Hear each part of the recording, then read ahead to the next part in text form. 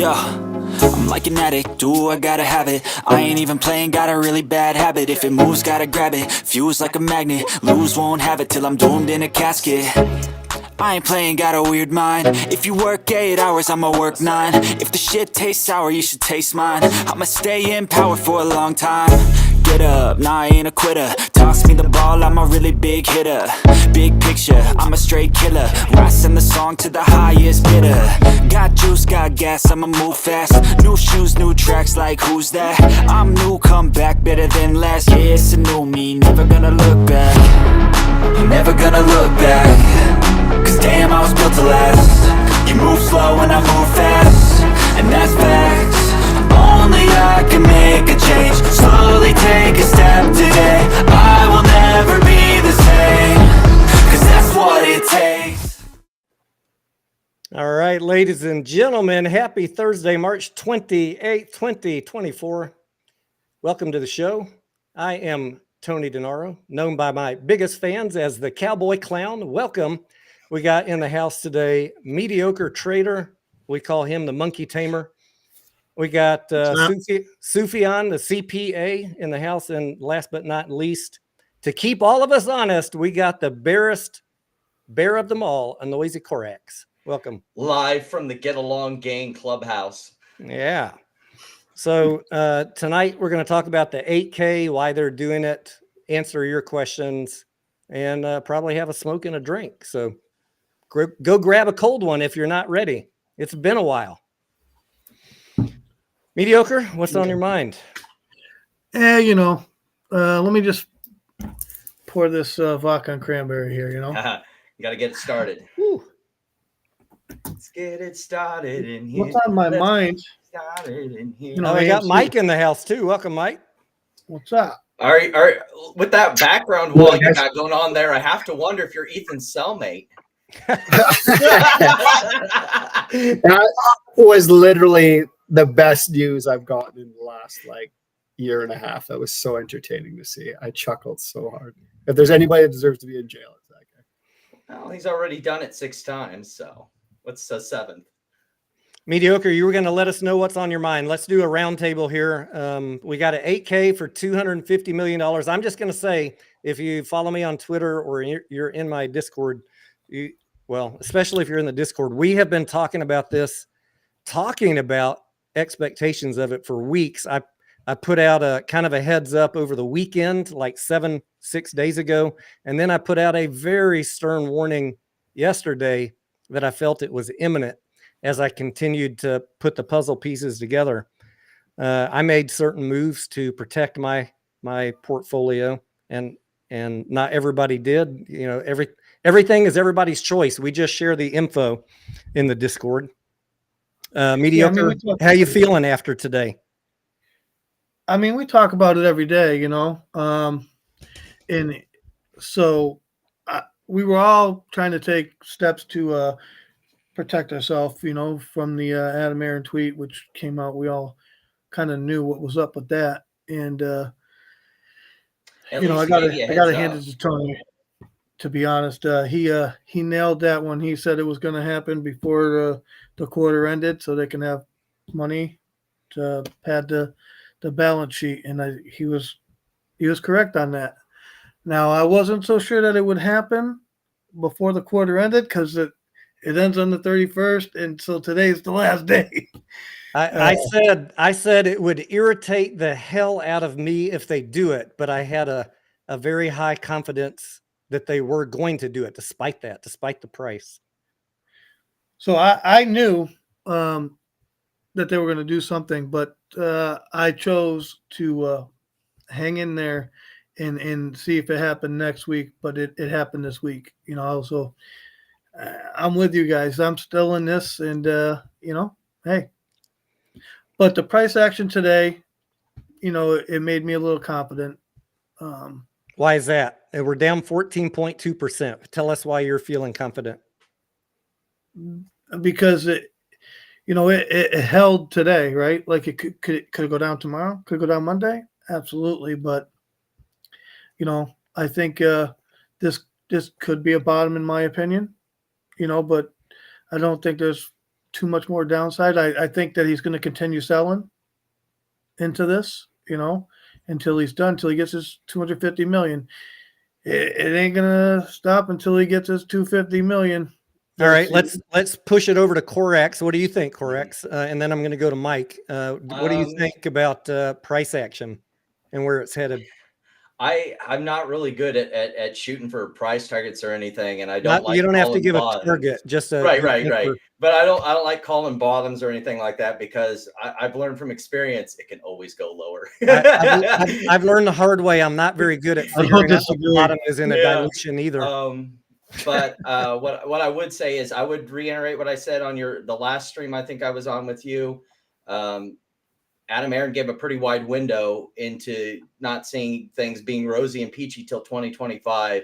And that's what I'm looking. I've said that I'm mostly in bonds right now. I have a pretty bearish economic forecast. And so I'm willing to, if I was going to go into AMC, to set out this entire year, and then we'll look at 2025 fresh, and maybe it is a value play. You know what? I'm more than happy to come along if the numbers on the balance sheet, if the financial statements say it, but I'm not in any hurry to get involved. And as a bond holder, which bonds do you hold? The 2027s? I hold. Oh, no, not AMC bonds. I'm talking about U.S. Treasuries. All right. I wish I was holding the AMC bonds, because everyone keeps sending me screen caps of the face value. They're up like 15%. Yeah. Or more, and I'm like. All right. I don't want to trigger the people that are scared of bonds. So let's move on to Mike. Mike, what are your thoughts on the price action today? Where do you think it's headed? Yeah, so I was kind of a different opinion than you, Tony. I was more on the fence of whether they need another dilution. I knew Q1 was going to be bad, but I knew the cash they had on hand. And I'm kind of a proponent looking at the forecast for Q3 and Q4. I think both those are earnings positive quarters based on what's coming out. I don't think the full year is earnings positive, just kind of due to how bad this particular quarter is. But me and you had some DMs back and forth talking about the bottom and when to buy in. So I've been buying in an AMC since sub 10, since after the reverse split. And because you guys know my kind of fundamental position on it, I think it's pretty undervalued. So I just been averaging in, but I have been sitting on some dry powder, kind of seeing the price action and maybe thinking, well, you know what, let's save up some cash to a low. I know there's this, I was kind of on the fence about this dilution, but I'm pretty confident, I would say before, where I was maybe 50-50 if it was going to happen again with the cash they had on hand. I kind of like looking at the forecast, unless I'm completely wrong about it. I think this is the last one. So I'm kind of more in the position, let's see where this price goes over the next week or two, and time to start averaging in again. I know you and I talked a couple times. Did we talk over the last couple of weeks about probability of dilution? No, that was it was actually like the day before it happened, and I think you mentioned it was about 100%, and I was still on the fence. I was kind of like, I'm not so sure. So I made the wrong call there, and you guys made the right one. But I hadn't bought in yet with the dry powder. So my thought was, okay, well, let's wait till the end, till Q1 earnings, and then if nothing happens till then, time to buy. But I guess this dilution happened already, so we'll see how the box office is moving forward. Let's move over to Sufyan. Sufyan is a registered CPA. I have several CPAs in my Discord that I talk to, and in fact, I talked with one for hours about 2 a.m. earlier this week, just going through all my DD, like my cash flow analysis for this entire year into next year, looking at the balance sheet, talking about net income projections that I have per quarter for every quarter this year. And we came to the same conclusion. He confirmed what I was concerned about, that there was almost 100% probability of a dilution this year. And then for me, putting the final pieces of the puzzle together was the lenders meeting that we knew about, plus then Adam Aaron's tweet. That was, to me, I know a lot of people read that and said, cash is king, we're good. I didn't read it that way. I read it as, this was your 2-day warning to make a move. If you're going to hedge or, as Mike did, keep your cash on the side, that was your 2-day warning that something was about to happen. That was the final piece of the puzzle to me, to put out a very stern warning to my Discord that this was imminent. Sufyan, can you give us your general thoughts? Like, you know what's on AMC's balance sheet, $880 million. I think you have a rough idea of what they're going to burn in Q1. It's going to be in the neighborhood of $250 million cash. Would you think, as a CPA, Sufyan, that AMC could skate through the rest of this year with $630 million, burning maybe what? Let's just be pessimistic. Say they burn another 200 million in Q2. Now we've got 400 million to go. Say it, sir,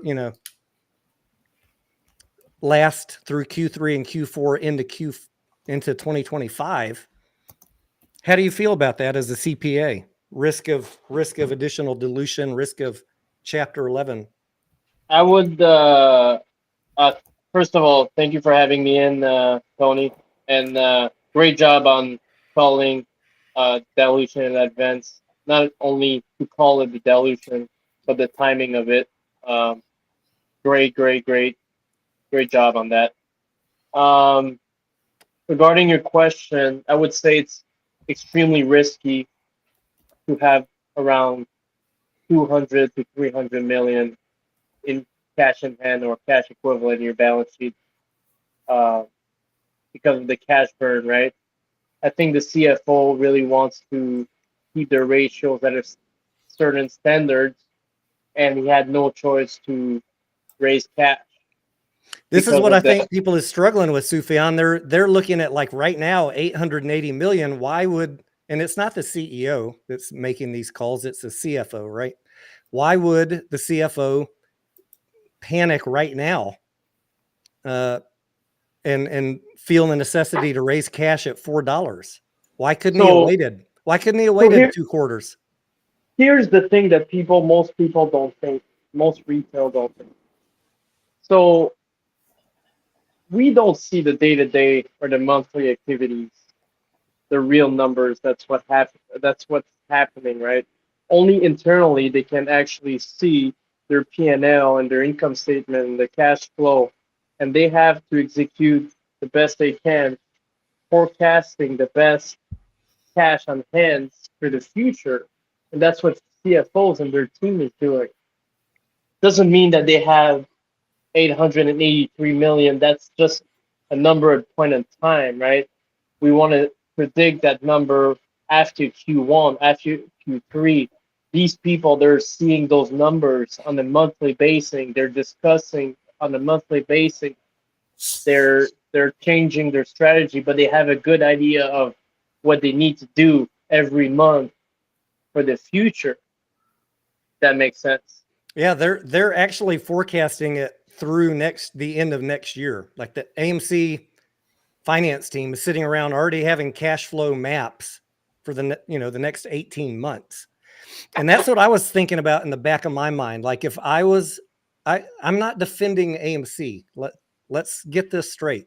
I don't talk to any of them. I'm not here to tell you what to do with your shares. I don't care what you do. But I had money in the play. I still have money in the play. Many of the people in my Discord, many of you have money in the play. If there's dilution coming in, I anticipate it so I can take some hedging or make some changes in my position. So I spend an inordinate amount of time trying to get in their heads, figuring out what they're going to do, be ahead of them. And I was thinking, I know, looking at the balance sheet, cash flow, and income statement, that they're going to need to raise money this year. When would they be most likely to do it? And you guys know, I've been saying for the first part of this year, I thought they'd put it off till Q3 when maybe we get a price spike with a better box office. But then I heard about that lender meeting, and I saw some other smart people on Twitter that I follow also talking about perhaps the lenders might require AMC to have more cash on the balance sheet to do a debt restructuring deal. And I thought that made sense. That's a good perhaps. And so that started adding to my concern that it was coming soon. What do you have any thoughts about the Mike or Sufyan, how the debt restructuring might have played into the urgency to do this now? I had something to add on our prior topic. So I have a question for you guys, precisely you, Tony, since you you have an internally spreadsheet with all these boxes, right? The green boxes, which is good, the red box, which is bad. You have those current liability, the working capital, the current ratio. So my question is here for you. In 2024, when you calculate current ratio or working capital, do you think these ratios will change significantly from Q1, Q2, Q3, Q4, or they would relatively stay in the same range? They're going to change significantly. The working capital current ratio is going to get worse in Q1 and Q2 as they burn off cash. Yep. And why? Because they're burning cash, right? Yeah, So he knows that, right? The CFO knows that, and that's why he's raising cash, right? The thing people miss to understand is the finance team is trying to improve the company. They're not trying to hurt the company. They're trying to improve these ratios. Those are ratios, math, right? They don't lie. The numbers don't lie. That's all I had. And the thing that I see out on social media, especially today, is that he was trying to kill a run up. That's what they said. He's trying to kill our run up. Guys, it was $4.35. Let's get real. It was not a run up. And also, it makes more sense to get it out now, so that way, if Q1 is better than expected, they can capitalize on it. I don't think they're going to immediately unload on that. Is it an ATM? It's an ATM, yeah. Yeah, ATM. And I so think it'll be gone. I think it'll be gone right away. I think it'll be gone right away too. Tony had said, yeah, 10, 12 days. It'll be, yes. I'd say 2 weeks, maybe 3. Volume max. was really, really high compared to what it's been in the past month.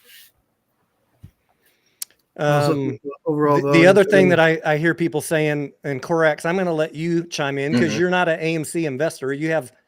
Are you short AMC right now? No. All right. So no, you I have no position stake at all. You have no position. All right. As an independent person, do you think Adam Aaron is committing crime in plain sight? Because I heard that today too.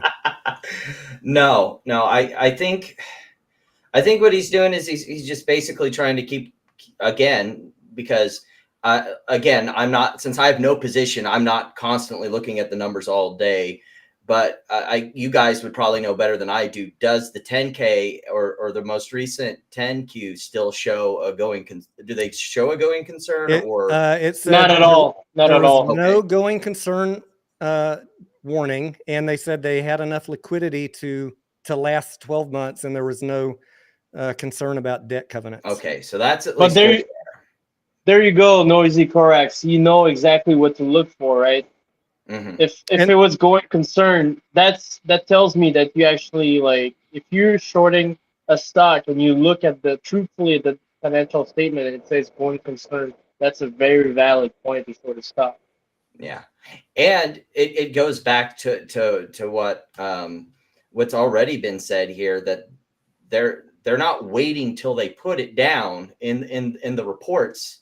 They're trying to keep the company from having to, report that.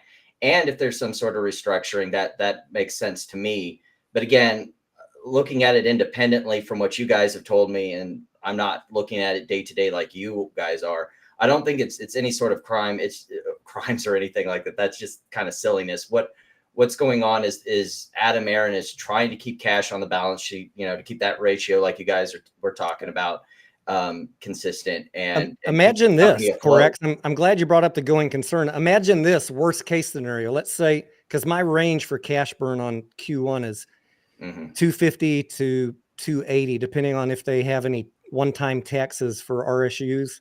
And I don't know if that'll be in there or not, but let's say that they spent so much cash in Q1 that they had to disclose a going concern statement in the Q1 10Q.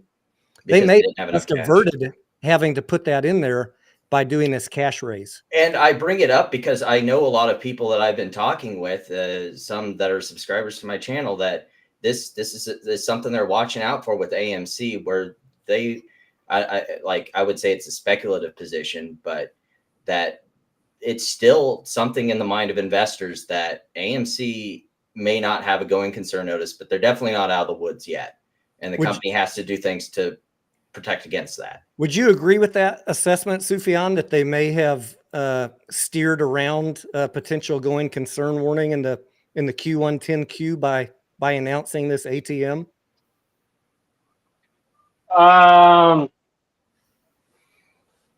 Not with the ADM, no. Not with raising the 250. Not within a year, because going concern is within a year, right? Yeah. So I think like if you really do the math, I think they are good for a year at least. Okay. All right. It was just a thought that popped in. I hadn't thought about that before. And furthermore, I could argue with potential going concern 2025 due to the box office, right? The projection of the box office in 2025, right? 2025 is extremely promising revenue-wise. Here's the thing. Expenses are easy to control, right? It's the revenue side. Kind of like G&E, right?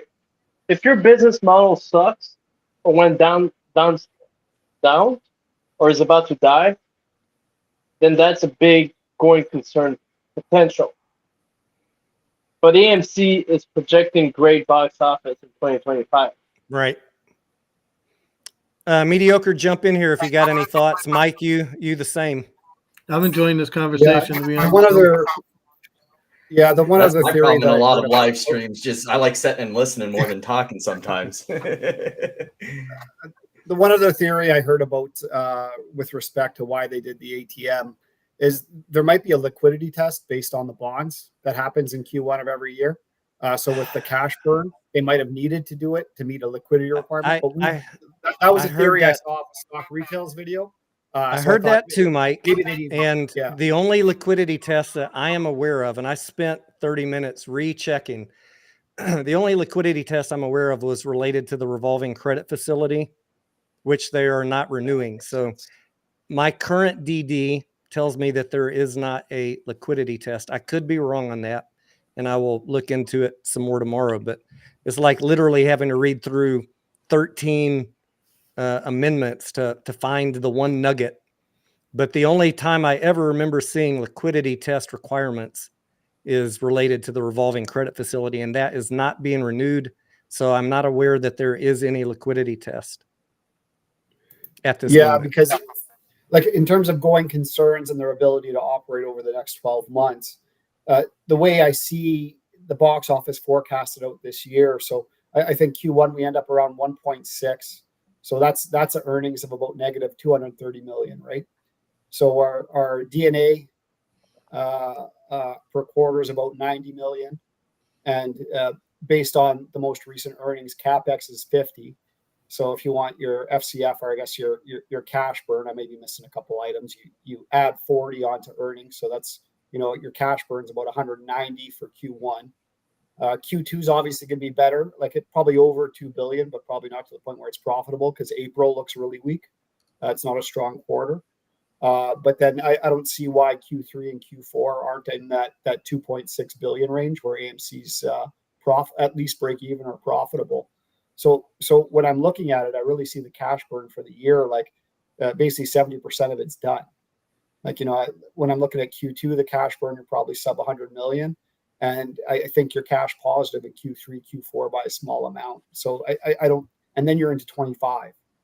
I want to hear agree or disagree from Mike, Korax, and Sufyan about the comment on the screen right now. If you're familiar enough with the cash over the last year, cash raised and cash on the balance sheet. If you're not familiar enough, you can say decline to answer.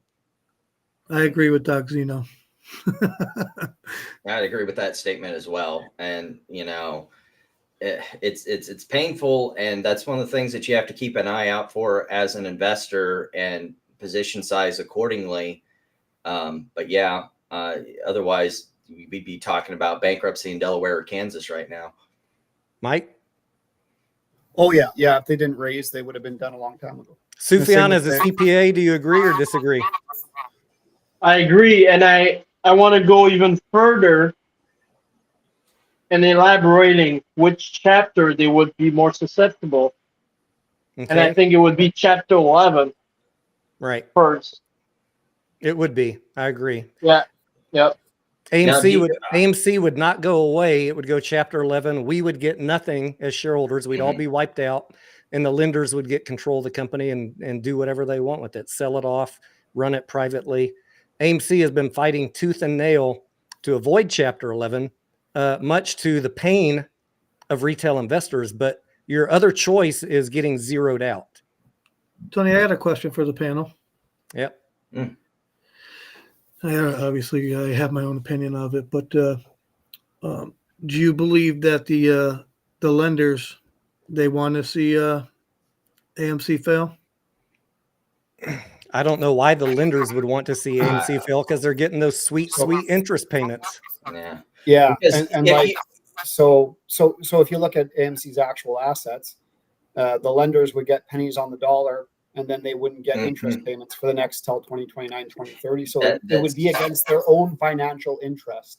AMC's balance sheet is so upside down. The first lien holders would get a fraction of what they're owed. The second lien holders would get nothing, and we would get nothing as common stockholders. That's the thing that you have to think about when you hear things like this on the internet. As someone who's followed a lot of bankruptcy cases on my channel, and you hear this thing like the lenders want to ruin AMC, you can't treat the lenders as one collective. You have to look at the lenders in relation to the bankruptcy waterfall. So you have your dip that they would probably have to take out to get through bankruptcy. They would get first call. Then you got your first lien holders, your second lien holders, and the general unsecured creditors.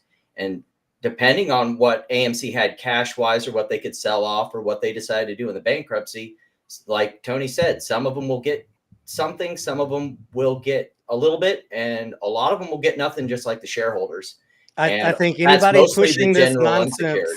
anyone pushing this nonsense that the lenders want to bankrupt the company, or AMC wants to bankrupt the company, has zero clue what the hell they're talking about. And you can take that to the bank straight from the cowboy clown. Yeah, I think the big concern you have now is two things. You want to see the box office perform well to give AMC leverage for negotiation. And you want to see how good that board is at negotiating rates for the refinance. So not refinancing, I think the chance of that's 0.1%. But if the lenders want to be greedy, they could be proposing pretty terrible terms for AMC.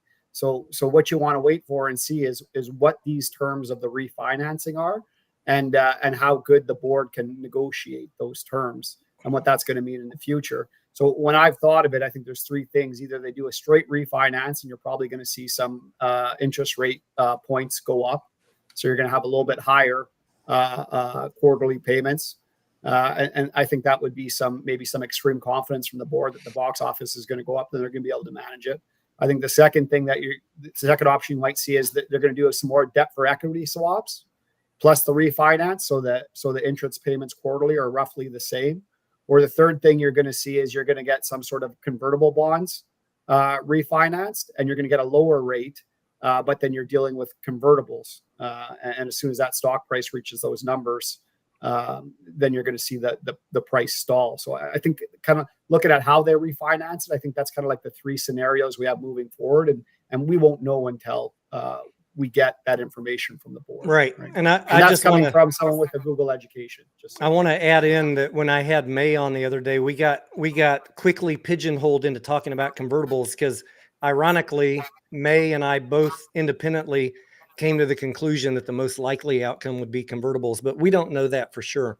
We were just thinking along the same lines, and we were having conversations about it. That convertibles would be a win-win for AMC and the lenders, because AMC could get a lower interest rate, reduce the interest payments, and the lenders get a little sweetener when the price recovers later in 2025 or 2026. Especially since Yeah, the so I volatility think that the stock usually has gives them some options, because when you're dealing with something that's traditionally a meme stock, a lender might be more open to a convertible bond, because there is potential for an upside that no one knows about. Yeah.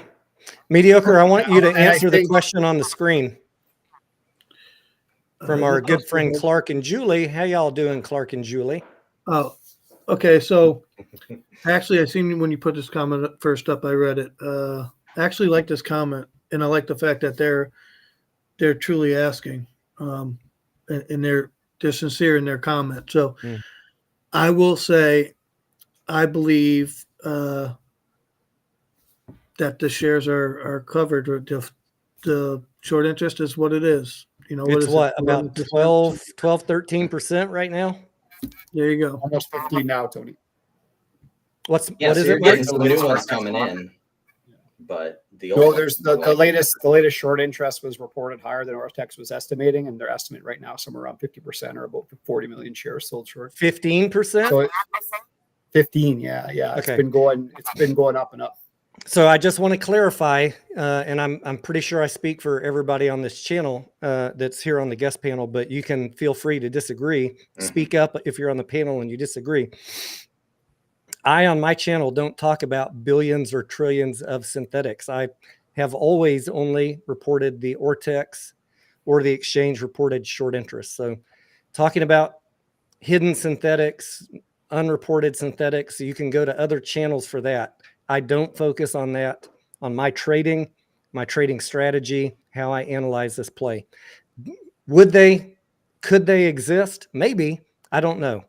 But to keep myself out of trouble, I talk about what is officially reported.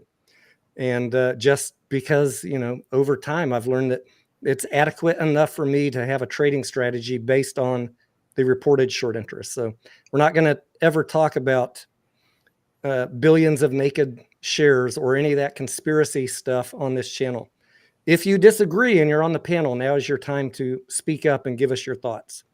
I don't disagree, but I would add that you can only trade on information and if you speculate, you run the risk of working with information that hurts you in the long run. Though I would say what Mike put up is important, that it's growing. So you're seeing that there are some new shorts coming in because they're anticipating dilution, and you might see it come up a bit more because, like we said, AMC wants to keep that liquidity up. They're going to have to dilute to do that, and you're going to see short interest go up. Those of you who've been tuning into me on a regular basis are probably in the Discord know that I said many, many months ago when the short interest dropped after the reverse split that you should expect to see it slowly climb back to 20%. That is still my expectation. And So, we've done Yeah, nothing but climb, and this is not surprising to me. Yeah, just my thought on it. Like I'm in the trade right now for fundamentals. If there's billions of synthetics, great. That just kind of makes things good. But so I just want to add something to that. about half that short interest out there since December 16th. So about half that short interest is under $6, which seems wild to me. So it's not going to take much of a price movement to start seeing short covering event. Right? Sparky says it was 15%. Now it's down to 12. I don't think they've issued $250 million worth yet, Sparky. It'll be over the coming weeks. But yes, once the dilution's out there, the short interest reported may come down. So, Tony, I want to add to that the whole synthetic deal there and just say whether there is or there isn't. I don't really talk about it, but the only way to get market change is if we replace Congress, and ultimately starts with Congress, who controls the SEC. And if you don't do that, you don't change the market. And so if you can't change the market, you got to do what you have to do to protect your position. That's my thought on it. That's a pretty fair point. I'm trying to bring up another comment here, so y'all keep on. Someone else take it. I'm looking for a comment question. Tony, can I add something? Yeah. So since you started this YouTube lifestyle, financial lifestyle, you demonstrated your due diligence based on fact base. Here's my question. Who's the biggest AMC competitor in the industry right now? Right now, my gut reaction would be Cinemark, but they're half the size of AMC. Or the streamers. Who's the biggest threat to AMC right now, or the biggest competitor? I ask again. biggest competitor, I would probably say streaming services as a So like conglomerate. Netflix. And as a tangible within the industry, you would say Cinemark, right? You would Yeah, agree because with they're nimble and they're profitable. All right. So my understanding is you do a lot of like ratios, right? In your Google sheet. Have you looked at the ratios closely? Have I looked at the ratios of what? Cinemark? Yeah. Yeah, I do quarterly reporting on their earnings, including my dashboard and All all right. their ratios. Yes. How does that differ with the Q1 working current ratio and working capital to AMC right now? I mean, I think everybody's going to lose. Well, I don't know if Cinemark's going to lose money in Q1, but everybody's going to be hurt in Q1. Everybody. Is the difference significant or it's close at this point of time? The difference is significant for AMC because they're twice the size. They have higher fixed cost and they have higher debt. So Yeah. lower box office affects AMC worse. AMC's sized to outperform everybody when there's over 10.5 billion box office. So you would agree with me that the CFO and the executive team is trying to accomplish those Cinemark's ratio down the line, right? Even Yeah. regarding the size, right? Yeah, The ratios yeah, don't yeah. change. And So they can. I mean, they can get there, but that's need more revenue. that's what we call benchmarking. Benchmarking is a term where you set up a goal or a competitor where you actually try to strive to be there, and that's what they're actually trying to do. And if you don't understand, you think the executives are actually against us, but they're with us. That's all I had. Okay, good point. Yeah, I like that structuring. You ask questions like a lawyer. LCL says, can you talk about order imbalance on the buy side? I see people tweet out those numbers every day. I can tell you that on my day-to-day trading on every stock, I never look at order imbalance. It's, for me, an irrelevant talking point. At the end of the day, you have a buyer and a seller on every trade, and they meet and they market based on how close to the bid or ask it is. It's irrelevant though, because at the end of the day, every trade has a buyer and a seller. There's a lot of things that I don't care about, including OBV and order imbalance. Mediocre or Mike, do you have a different thought? We welcome different thoughts. A different thought on what? Mediocre, Tony? I've known you a long time. I've never heard you once ask me, Tony, what do you think about the order imbalance? I don't know enough about market mechanics to comment on it. Like I will say you gotta though, talk to a guy like you got to talk to a guy like Dave Lauer or someone who really knows the Yeah. parts of it to really kind of comment. I will say though, volume is kind of key, because when you have higher volume, that means you got more people trading, so it compresses the spreads. I'm not saying But it doesn't I matter. I'm just telling you, for me, I don't look at it. I don't care. I get enough data from reading the filings and looking at the chart and the moving averages, and I'm able to trade it just fine. I don't need All right, to I'm add gonna one ask. more. I'm gonna ask a question complexity. now. Since these questions keep coming up like this, I'm gonna ask a question, Tony. What's up? Do you think the AMC apes made any headway with repairing the market? Not yet.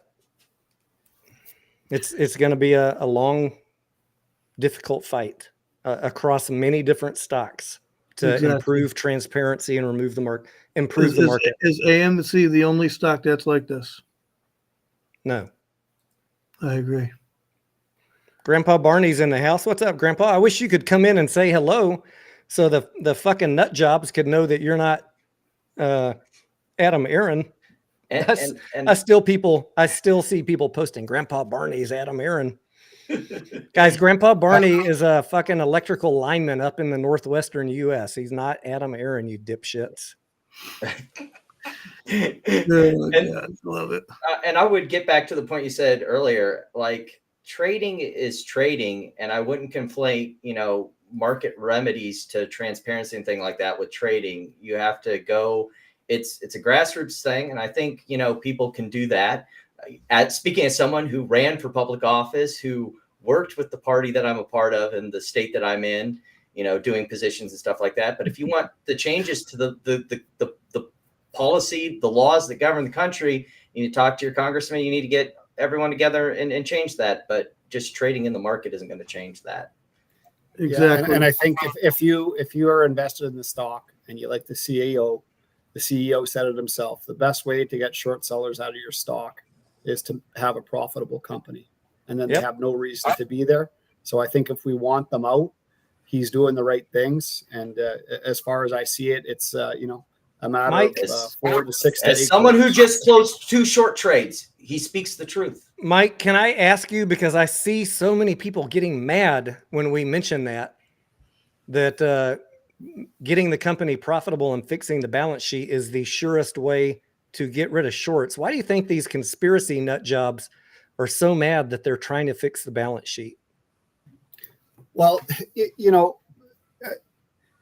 I think people are mad because of 2021, the buy button got turned off.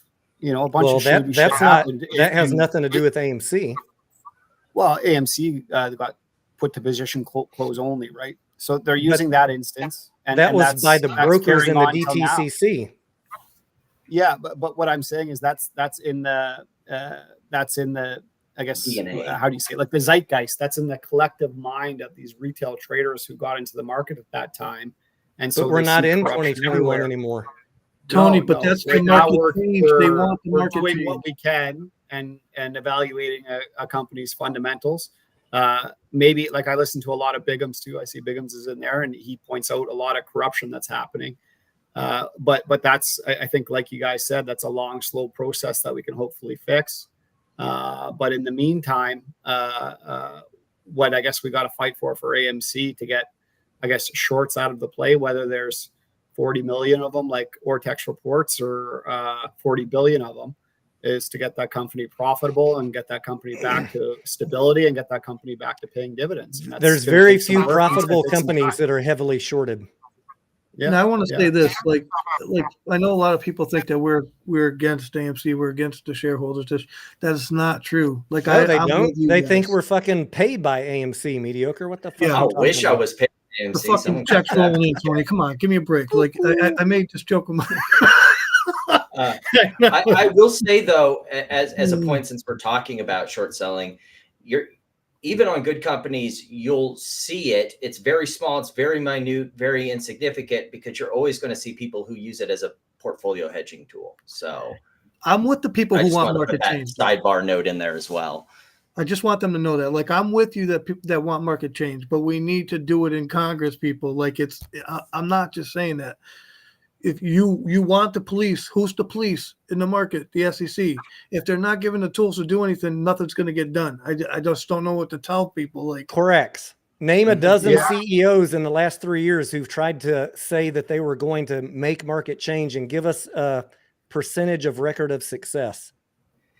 Well, I've seen a bunch of them and they all tend to be companies that are not that hot. They are what I'd qualify as shitcos, like your David Mishries and things like that. And they are batting 0 for probably, you said 12, I'd say 0 for 12.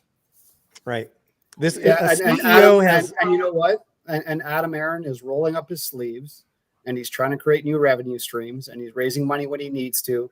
And he's not out there trashing people on the internet, looking for excuses or people to blame. He's trying to put in the work to get this company profitable again. All these CEOs of these shit penny stock companies that scammed people by saying they were going to go after short sellers, not one of them in the last 3 years has had an iota of success. Meanwhile, Adam Aaron has been working to fix the balance sheet and survive until the box office recovers. The only thing, and maybe we shift the conversation here, the only thing, and I think this is a valid question a lot of people are asking, why aren't they cutting costs more? Mike, you're close to the AMC, maybe more so than most people. I have my own thoughts about why they aren't cutting costs, but I'm curious if you've thought about that question. Yeah, well, look at their OpEx during pandemic and during shutdowns. Their costs were way cut down. I've modeled out their OpEx versus revenue. Why aren't they being more maniacal about it? well, it's still they still have to pay so much rent. They still have to be they still have to have a manager at each theater. They still have. Oh, to have come on, people Mike! serving Don't hit us with facts. Tell us what they can That's- do. I would ask a just question. and like even in terms of the rent negotiations, their rent is lower than it was in 2019 and 2018. Their OPEX as a percentage of their revenue is lower than it was back during that time. They're a much more efficient company. They have gotten much more lean. They've shut down what theaters they could as leases have expired, I'm sure. And I'm sure there's still another 100 theaters on the chopping block that they're doing the cost benefit analysis on, that, you know, when it comes to the time that they have to pay the penalty to get out of those leases, they will. But I this don't know is a if enough process people that's know really that they've tough. cut 100 5 theaters since 2019 and cut 100 million off of the rent expense. I don't know if people And I know bet that. you, and I bet you they'll cut probably 100 more. You know, like when they have an underperforming theater, say they're losing 10 million a year on some small theater in some small town. Well, for them to get out of that lease, they might have to pay another 20 million. So they're probably waiting to the point in time where the penalties for buying out the lease make sense. And until then, they're getting what money they can out of those locations. So if you actually just go through the operation sheets from pre-pandemic to now, like they had to take on dogs when they did those big mergers and buyouts, and they knew that they were going to be cutting the dogs as time went on, but it just takes time to do that. But it's improving every year, every quarter. If you look at their 10 Qs, there's a couple more theaters that they've cut that were underperforming, and they're getting more and more efficient. And if you look at the modeling that Tony's done and the stuff that I do myself to kind of verify my data, they are profitable at a box office and tickets sold significantly lower than what was required back in 2019. So to say these guys aren't putting in the work or cutting costs is absolutely absurd, and does not, the math does not show that at all. Along Right, that same Can I line. say one more thing? And it's kind of about the shareholders. Like, I want them to know I'm on their side, but I just want to know, like, in my portfolio, when I'm in a position, right, who's responsible for that position? I'm just curious on your thoughts on. You. Oh, me? Sorry. Along that same line of thinking, Mike, I know, and probably Tony and the rest of you remember back Q2 and Q3 of last year when Adam Aaron was talking about all the theaters that really needed renovations and things like that. Do you think that plays some bit into why they can't cut it down near as low as some of these people expect they'd be able to? Because you have to have some level of maintenance to keep these buildings functional. They obliterated. Yeah, so I sent in some questions during the last earnings, and maybe other people did other than me, but they answered it. I'm like, what's your annual expected CapEx per year? And he stated specifically their maintenance CapEx is 150 million. And anything above that would be growth CapEx, maybe like building out some new AMAXs or putting in some new recliners, but they wouldn't expect their CapEx to be more than 200 million to 225 a year. Now, if you go back to 2017 to 2019, that's when they were rebranding and putting in all the recliners. Their CapEx was like in the range of 400 to 600 million a year. And their maintenance CapEx is only 150. Now that portion of that rollout of their expansion is done. So moving forward, we should be seeing somewhere between 200 to 225 million CapEx a year, which is a $300 million bonus towards FCF when you're looking at how AMC operates. So, you know, unless they go through some sort of major overhaul of all their theaters across the network, you're never going to see those numbers in the next probably like 10 to 15 years. Again. And it's going to stay pretty stable where it's at right now. Yeah, I heard them saying that was the indication he gave. Yeah. I heard them saying the last earnings CapEx for this year would be expected to come in around 225 million. And I was thinking about that, like they could cut CapEx back down to 2020 bare minimum, but then you're starting to fall behind versus the competition on upgrading theaters to laser projectors, the fancy recliner seats, maybe the dine-in theaters. So that's the choice you got to think about, guys. If you're an investor and you're telling them cut your expenses, do you want to fall behind with the competitors? I think the mentioned. So like I said, your maintenance capex is 150. So that's changing your air conditioners, making sure roofs don't leak, that kind of stuff, right? After that, you're looking at growth. And I think the growth that AMC is looking at is when I was listening to IMAX earnings calls and IMAX data, they say in the US, there's probably market for another 150 to 200 locations. IMAX theaters do about 4 times the revenue that a regular theater does. So if there is any growth, my expectation would be increasing their IMAX footprint in their larger markets to see some of that.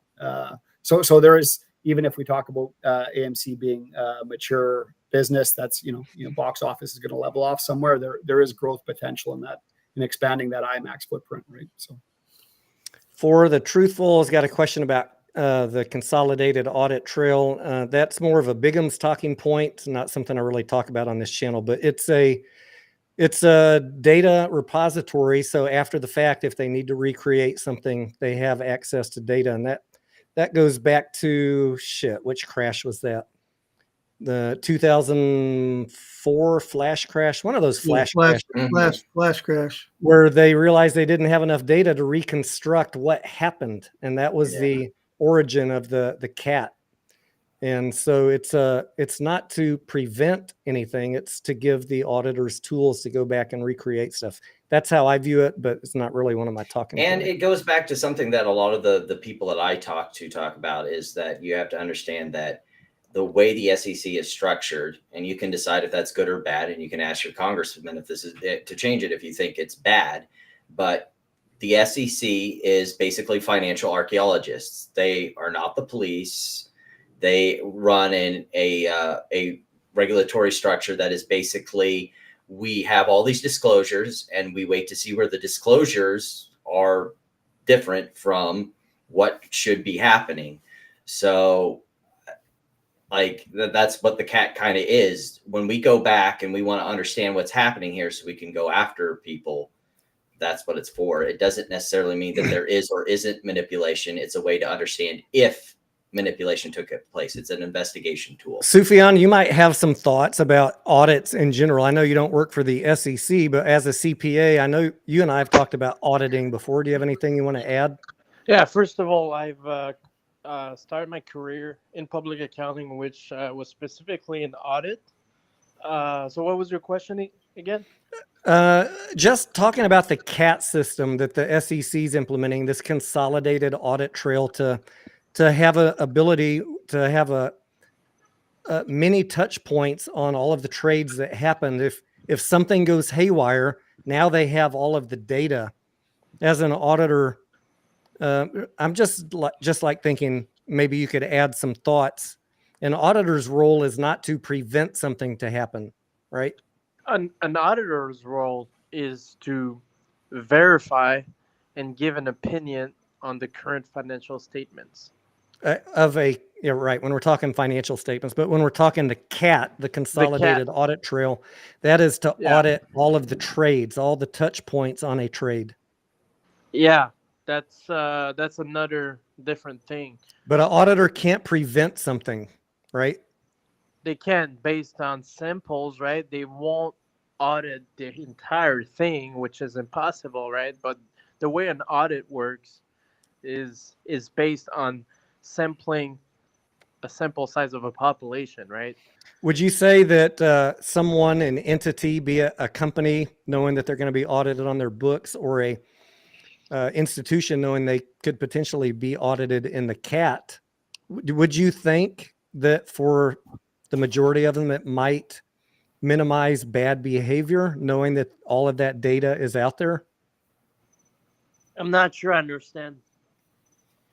Does the fact that they know there's a detailed audit trail minimize the willingness of an entity to do an illegal action? If you know the beat cop is out on the street, are you going to try and rob the house down the street? No. right? That's where I think the power of the CAT system really comes in. Is it might not, there's nothing built into it to prevent something, but there is more footprints where they can go in and recreate the scene of the crime and hold people accountable.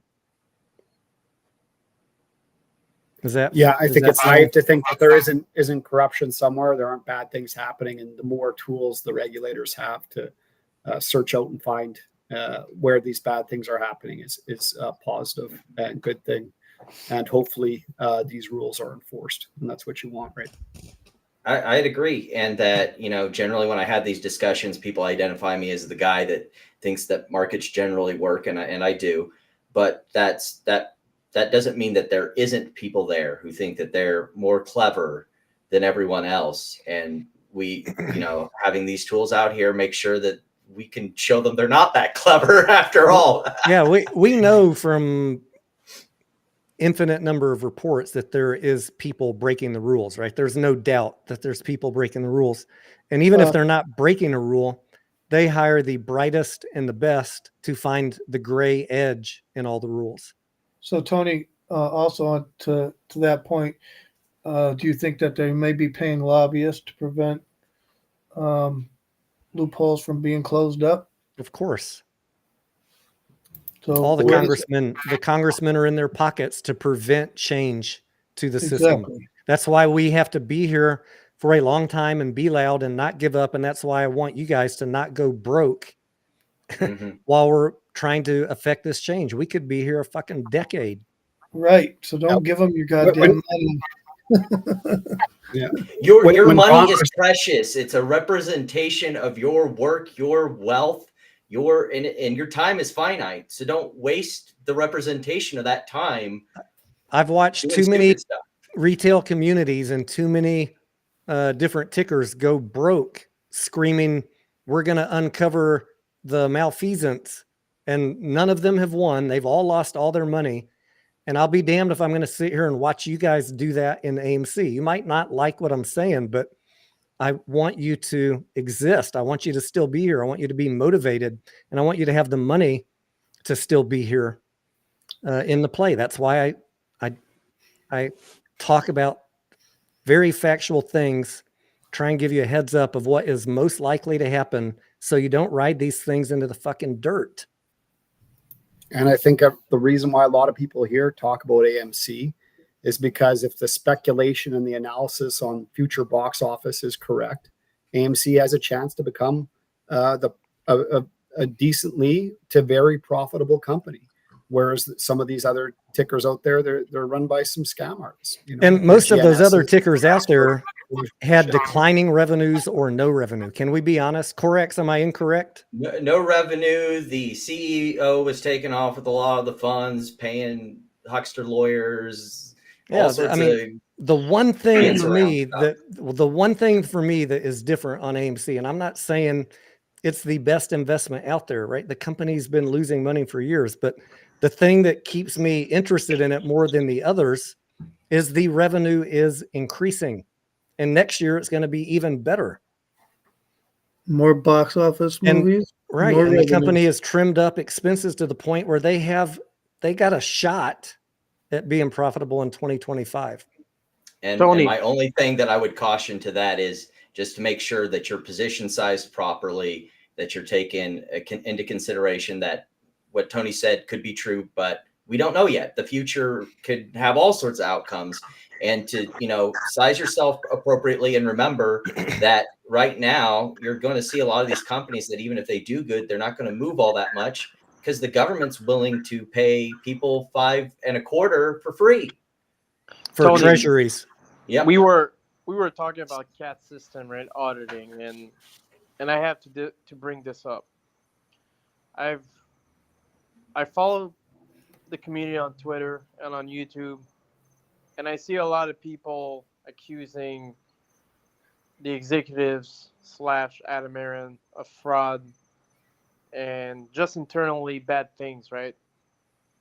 What I have to say about that is I challenge anyone to look at the financial statements and look at the narrative in the internal controls in the 10K and see if there was a bad opinion on that. I would challenge them further to That would tell you if the internal controls are not effective or deficient. If they were deficient, there will be risk of fraud.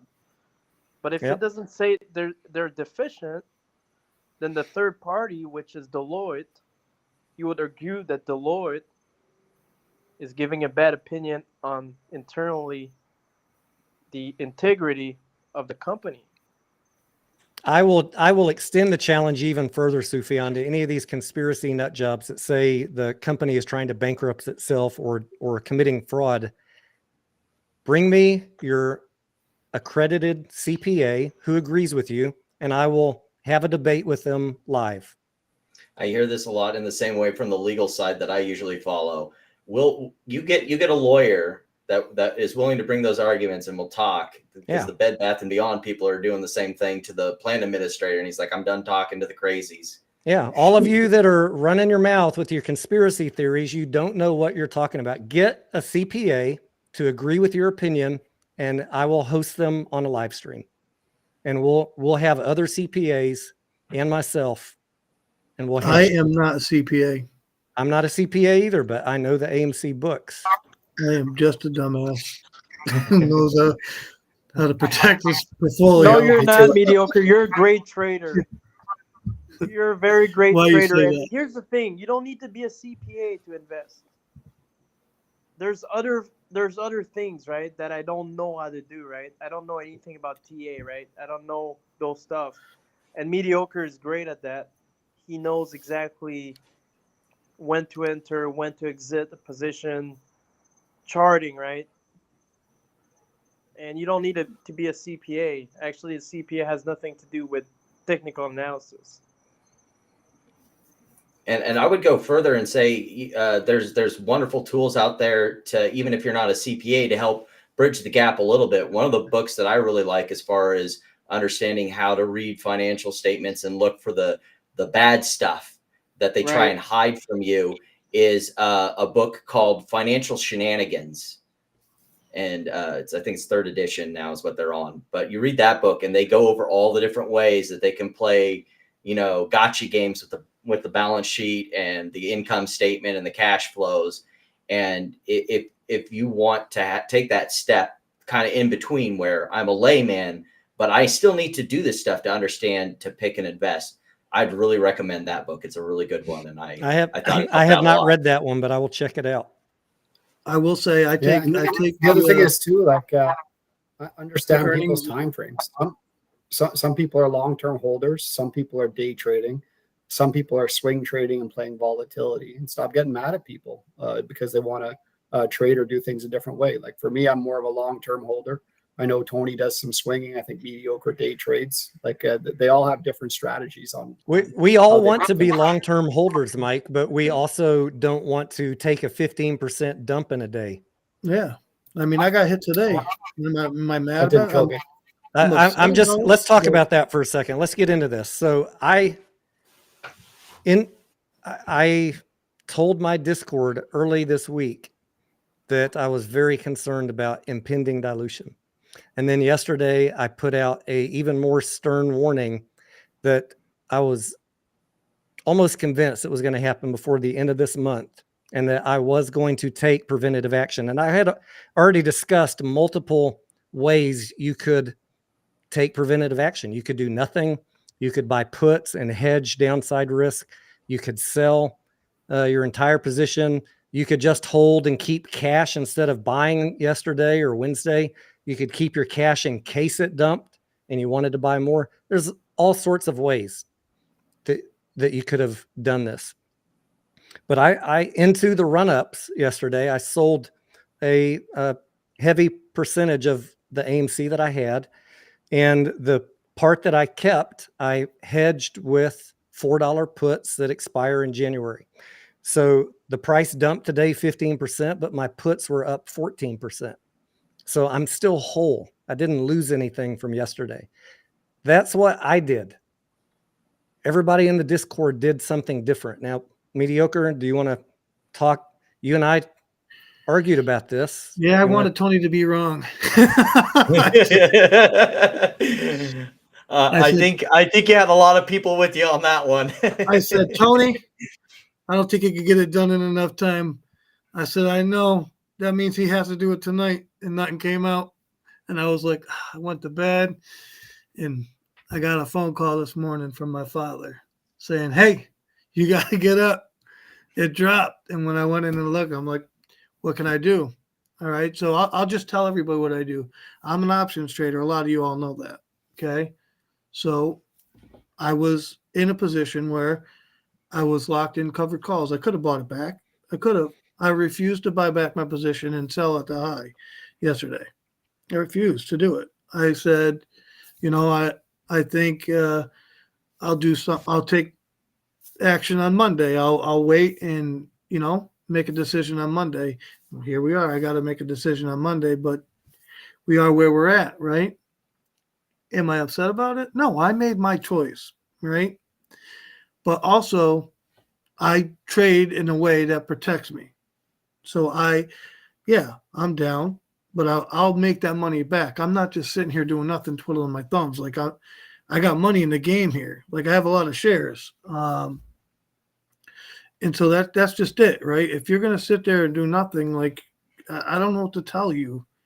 That's something that I'm not willing to do. I'm sorry. It's one of those Yeah, things. and If like- you want to be an active trader, you have to actively be doing the research, doing what decisions you want to make. And if you don't think that's for you, well, I mean, VU exists for a reason. We talk about this Yeah, a and lot then- for the last year. Like you can just be a buy and holder and do nothing and be exposed to every dilution that they do, or you can take active charge of your portfolio, look at the DD, look what is likely to happen, and maybe take some preventative action. The choice is up to you. I'm not here to tell anybody what to do, but I'm not willing to watch my portfolio get driven into the ground, waving the buy and hold flag. I do my DD, I share my DD, and I follow my DD. Yeah, and I handle things a little bit differently. For me, basically, my only stress is trying to bottom tick the stock. I think the price gets marked up to a more reasonable value eventually. I think it happens when nobody expects it to. And that's why I'm unwilling to, say, sell on volatility and buy back in, because I think there's going to be a point in time when the volatility, the stock price gets remarked and then it never comes back down again. So for me, it's kind of bottom ticking and averaging in over time. I might do some short-term covered calls if I think, I got a good couple of weeks where nothing's really going on and I don't expect it.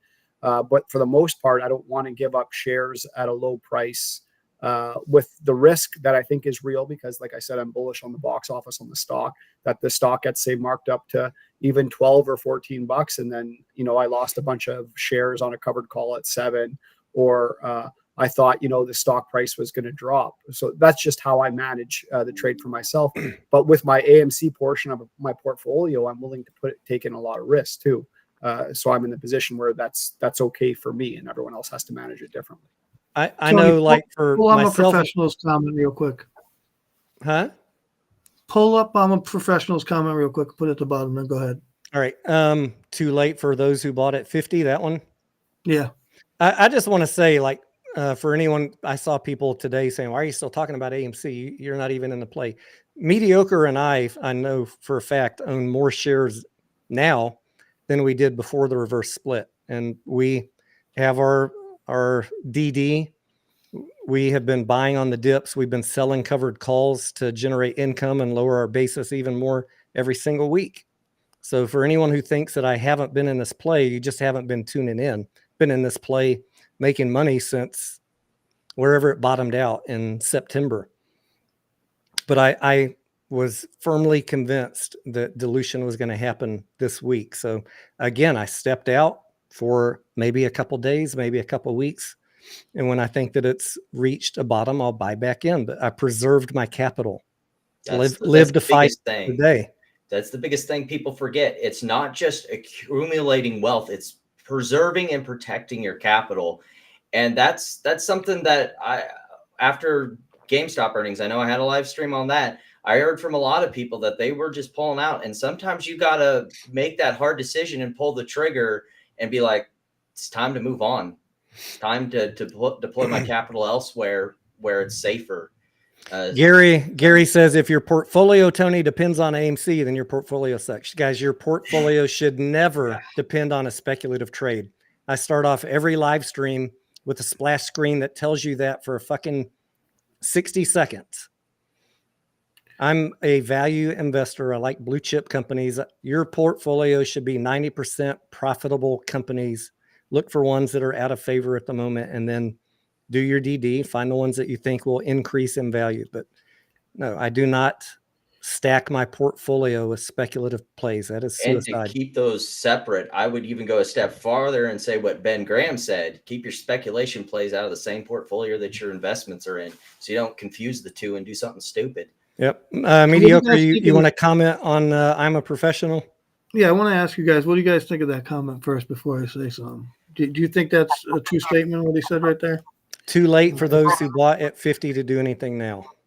I think it depends on how you feel about the stock. So I had a price that was over a 50 average. I've averaged down to well below that price because I held through the CRS. Again, it was a play for me where I said there's still potential to squeeze, and I was looking to take big risk on it.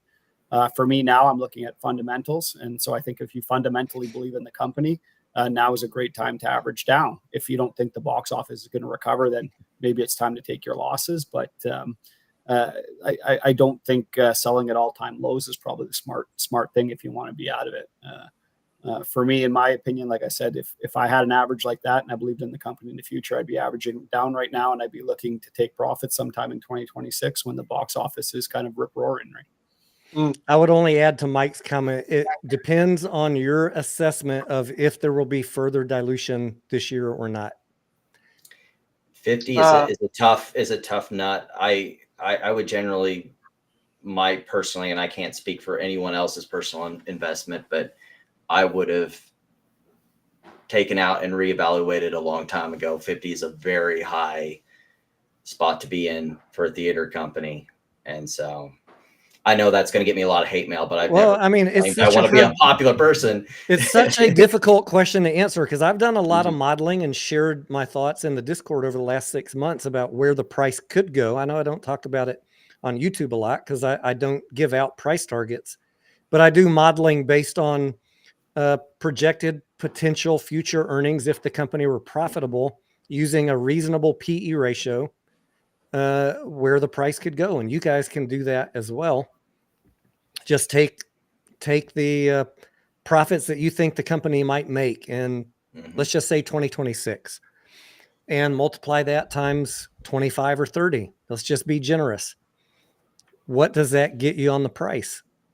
Yeah. But then you also have to think, all right, if you're doing that today, that number will change if there's more dilution. Yeah. Because it's earnings per share. So you're asking me if you bought at 50, if you bought at 50, are you going to be okay? I don't know. And also the only other thing that I'd add is that, sure, if you believe in the company, average down, but I'd also look at the other side of the coin of that. You're having to deploy extra and more capital to chase that could be better served somewhere else. Right. That's an uncomfortable statement, but you're deploying extra capital into a speculative play when you could be putting it into a slam dunk profitable company. That's your choice to make. That's your choice to make. Giving you a 5 1/4 for free. But that is your choice to make. But I would counter that choice with this. In 3 years, is it more likely that SPY hits 1,000 or AMC hits 8?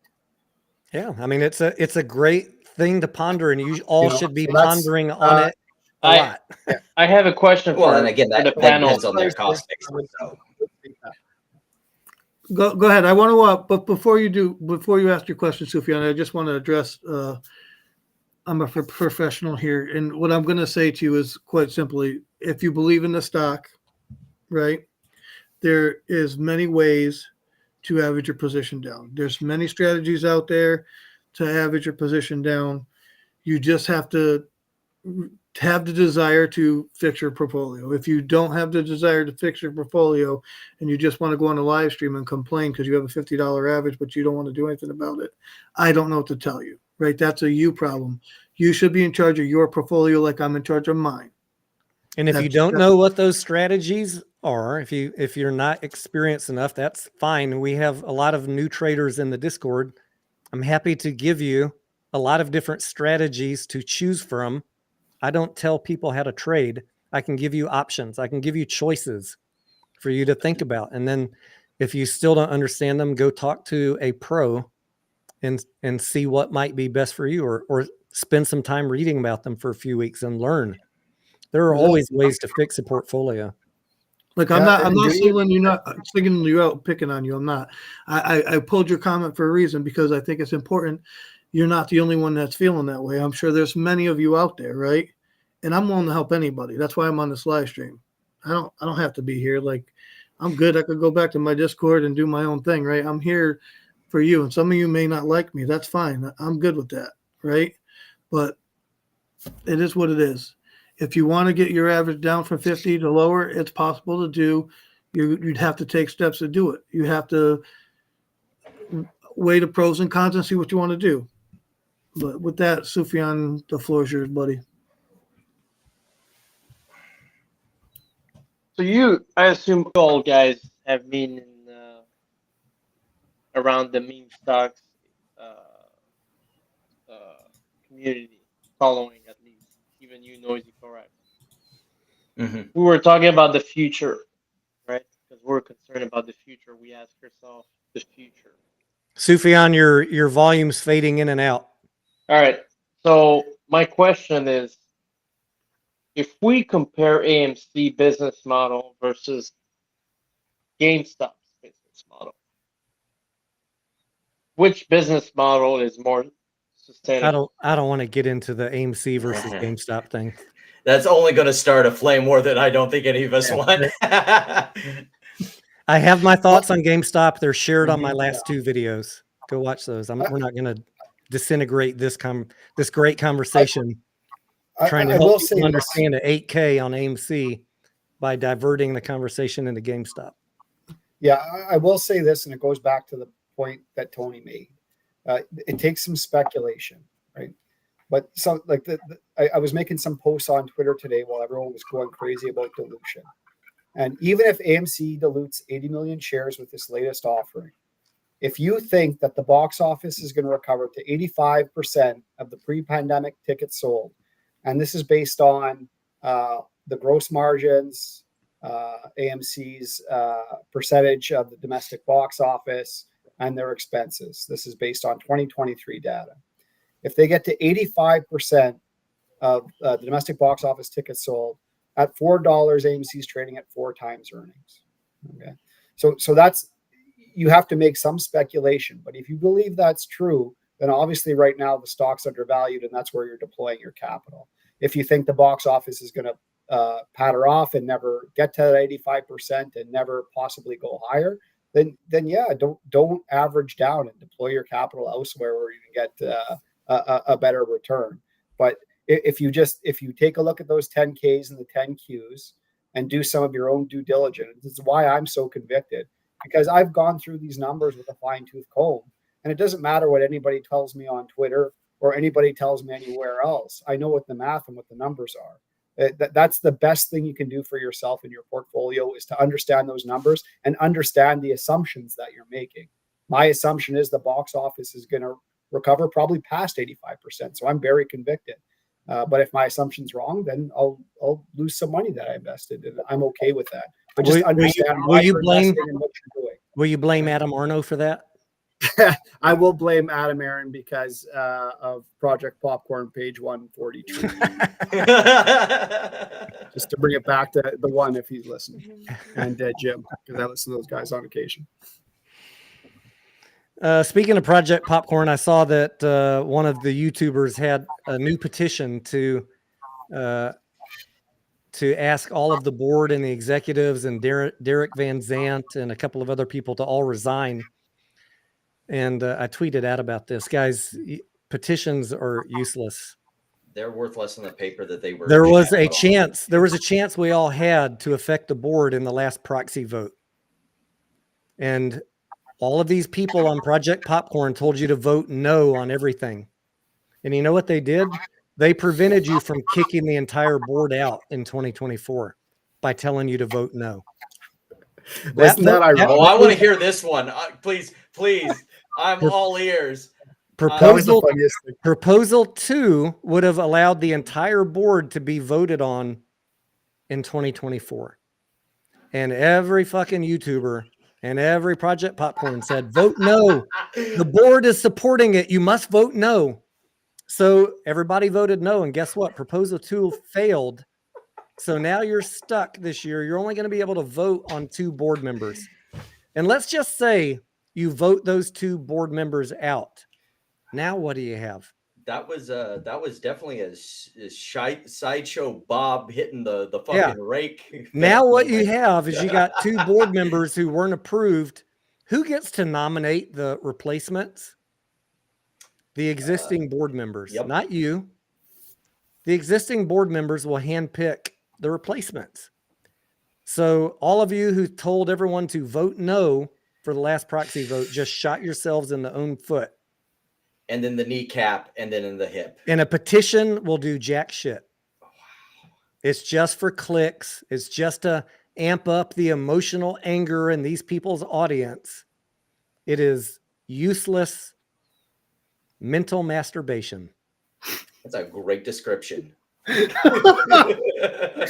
Oh shit! These guys are a bunch of clowns. Don't listen to them. They're fucking crazy people. Like I think I said before in another live streamer, I was in a Twitter space. Like Eaton's a guy who should be on a corner in fucking New York holding up a sign saying the end is near. These people are fucking nut bars. And you can listen to all the court cases that me and Tony have been following. If it wasn't clear from those videos, I can't help you any further. Al from Boston's another one who's fucking crazy. Like they're out there. I just got done having to do a video on him about how Ape is still trading. Apparently, that is a subject matter that has to be discussed in 2024 still. Hello, guys. Can you guys hear me? Yeah, we can hear you. Yes. So these people are as they were saying also popcorn will make us rich, right? Popcorn and credit cards on AMC financial statements. That's a different set of nut jobs, Sufyan. And those people also were the one who was claiming negative beta or a stupid goodwill impairment in the freaking balance sheet. That's a whole nother set of nut jobs. I know the person who was talking about the negative impairment stuff. Hi, how you doing? Yeah, exactly. Let's high five Thorax. Didn't like that. Still waiting for 2 years worth of apologies on this dipshit getting the goodwill impairment stuff wrong. Tony, grab Gus's comment. That guy's another fucking moron. Yeah. But although the credit card and grab Gus's comment are good.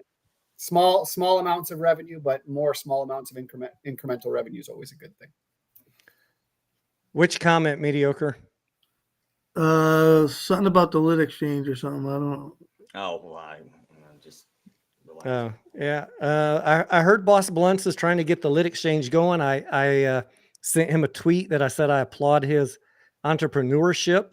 I applaud anybody who has the balls to go out and try and make something happen. But I heard he ran into a little bit of problems with his cash raise this week. So that is unfortunate. But did you have any thoughts you wanted to share, mediocre?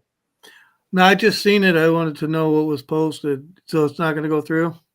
I think he's trying to pivot into a different fundraising source. I could imagine trying to get something like that set up as a gargantuan. I can't even imagine the complexity and the amount of money that you have to raise. And so if you've ever been an entrepreneur, if you've ever tried to start your own business, I've started many. Mediocre, I know you're an entrepreneur. I don't know about the rest of you guys, but it's not fucking easy. No, it's I haven't dealt with one directly, but my mom currently runs her own business. So I've seen that pain. Yeah, it's not fucking easy, and they don't all work. But I wish Boss Blunts much success, and we will be following his journey. It is amazing to me to even conceive of doing something like that. It's interesting. Do you think that will trap the shorts though? I'm not looking at it like that. I'm looking at it No as comment. if he gets it off the ground and running, it's just another place for people to go where he says he's not going to use payment for order flow. So for those that want to avoid that, as long as he holds to that, In the meantime, as long as he holds to that, he'll probably have to charge you commissions. If you're interested in avoiding payment for order flow, it might be a great exchange to consider. But let's see if he gets it off the ground first. Yeah, because just for a second to talk about that, the reason why your Robinhoods and everything has to do payment for order flow is because they don't have a way to extract funds elsewhere. Like the reason Vanguard and Fidelity don't have payment for order flow is they have all of these retirement funds that they do have juicy they funds do have from, so they don't. So Fidelity has payment for order flow. You have to go check their website. Last I knew, they don't have payment for order flow. Oh, they absolutely do. You have to go in and manually set your settings to do direct routing. Oh, the one thing I forgot to talk about. Otherwise, it's going to PFOF. It's going to a dark pool on Fidelity. I did a video about this 2 years ago. Yeah. The one thing I forgot to talk about today too, Tony, was so Vlad gave me a call and we were talking about the Robinhood Gold credit card. I think everybody should. Did he invite you up to the New York special event to shill his credit cards? Yeah, he slipped some envelopes in my pocket. I was there with George Donahue and a bunch of guys on Twitter today. And we're all talking about it, and Robinhood, they're good guys all of a sudden. So you guys got a little Telegram group. You got a little Telegram group where you talk with Vlad and pump all his products now. Everything's forgiven.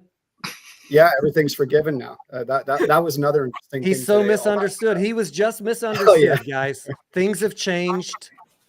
Vlad's back in the fold, apparently. What a joke. If you want to, why don't you just get that gold and then give it to your friends, split the money, and then say deuces to Vlad after taking his money. You tell me I gotta switch brokers again. I gotta get back on Robinhood. Is that what I'm hearing here? Hey, Corex, I have a question for you. They're just fuck me, dude. If you were about to go to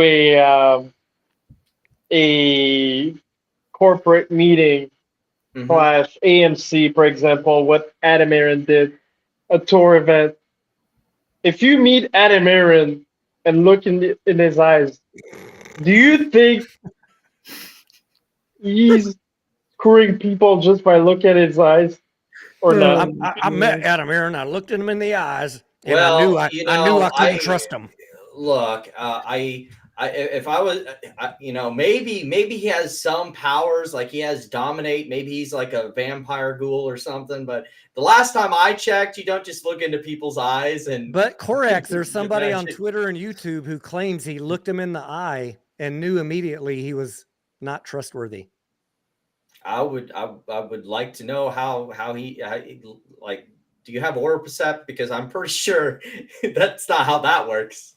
Like I think they saw his aura, and the aura surrounding him was orange, and that means untrustworthy. Then they looked at their crystals, and that verified it. I think that's how it happened. I met him for about 5 minutes. I met him for about 5 minutes, and all I did basically was say, "Thank you for all the hours that you put in and the hard work you're doing." But I didn't get any vibe off of him. Yeah, I don't doubt he has a charismatic aura. He definitely has an aura of a person, and the way I've seen him do business transactions let's let Mediocre talk. Mediocre actually asked him some hard questions. I did not, because we were way too early in the game for me to be at the point of asking him hard questions. Mediocre met him much later than me. Mediocre, tell us what happened with you.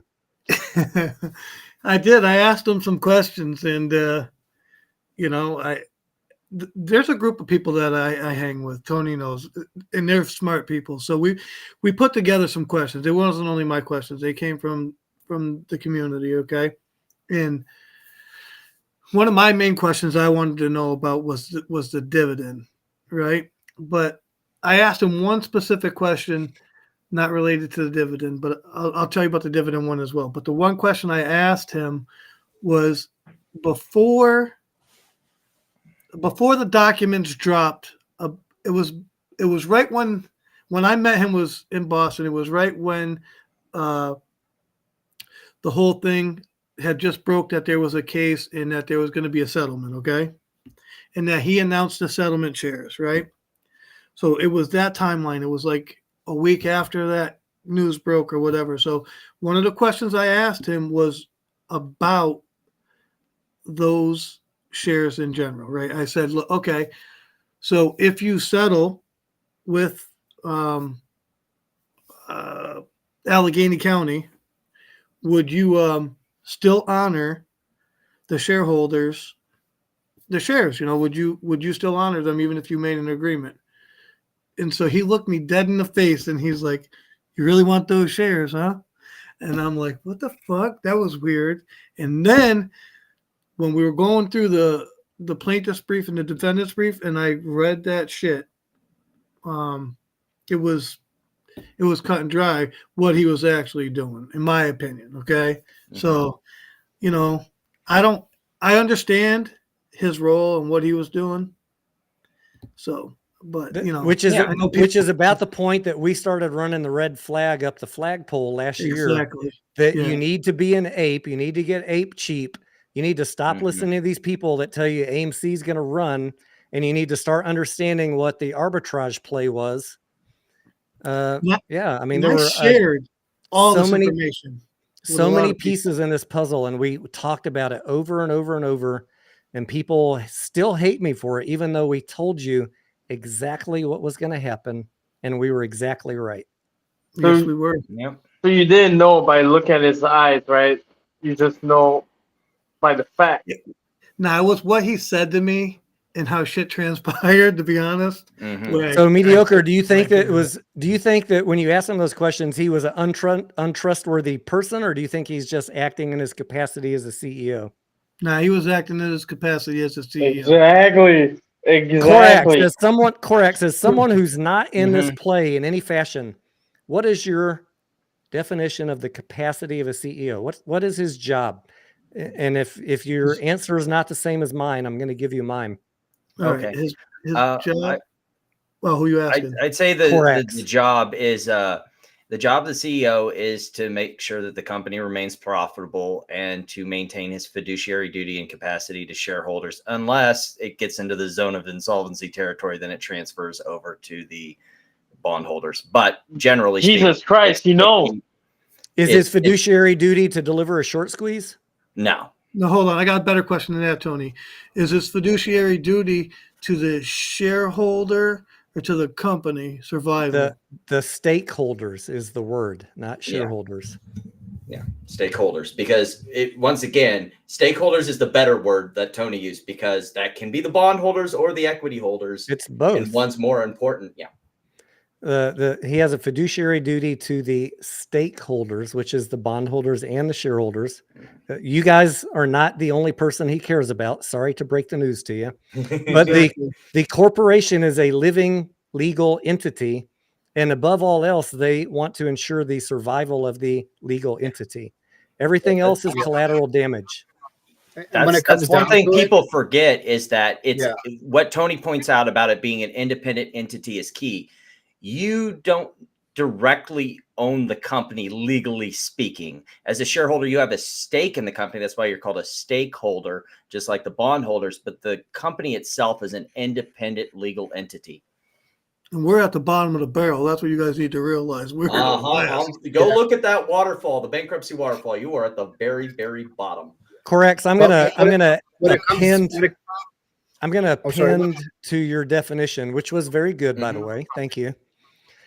I've said this before many, many, many months ago, that I view the CEO's role not only overseeing the strategic direction of the company, but marketing the company. And that means to institutions and retail. Right? That's why he's at all these red carpet events. That's why he's traveling everywhere. That's why he's everywhere shaking hands, not just with us, but with Hollywood and the movers and shakers in the industry, Sony and Disney and all of those people. His job is to be the front man, the person, the personality of AMC. And I view him as a marketer of the company. So your job as a shareholder is to understand that he's marketing to you. And I would add that he is, for better or worse, good at that because I don't know how many of you people have watched the musical Hamilton, but he's definitely one of those. He's the guy that wants to be in the room where it happens. And sometimes it comes up with some great deals. Sometimes it gets him in trouble, but he's definitely one of those guys that's very charismatic and is in the room where it happens. There's nothing wrong with him marketing to you. Mm-hmm. That's his fucking job. You just have to understand what's going on. Yeah. You need to understand the financial statements and what is going on so that you can decide what is the right time to invest if you choose to do that. He just when it comes down to dilution with the other day with in his tweet. That was pure marketing right there.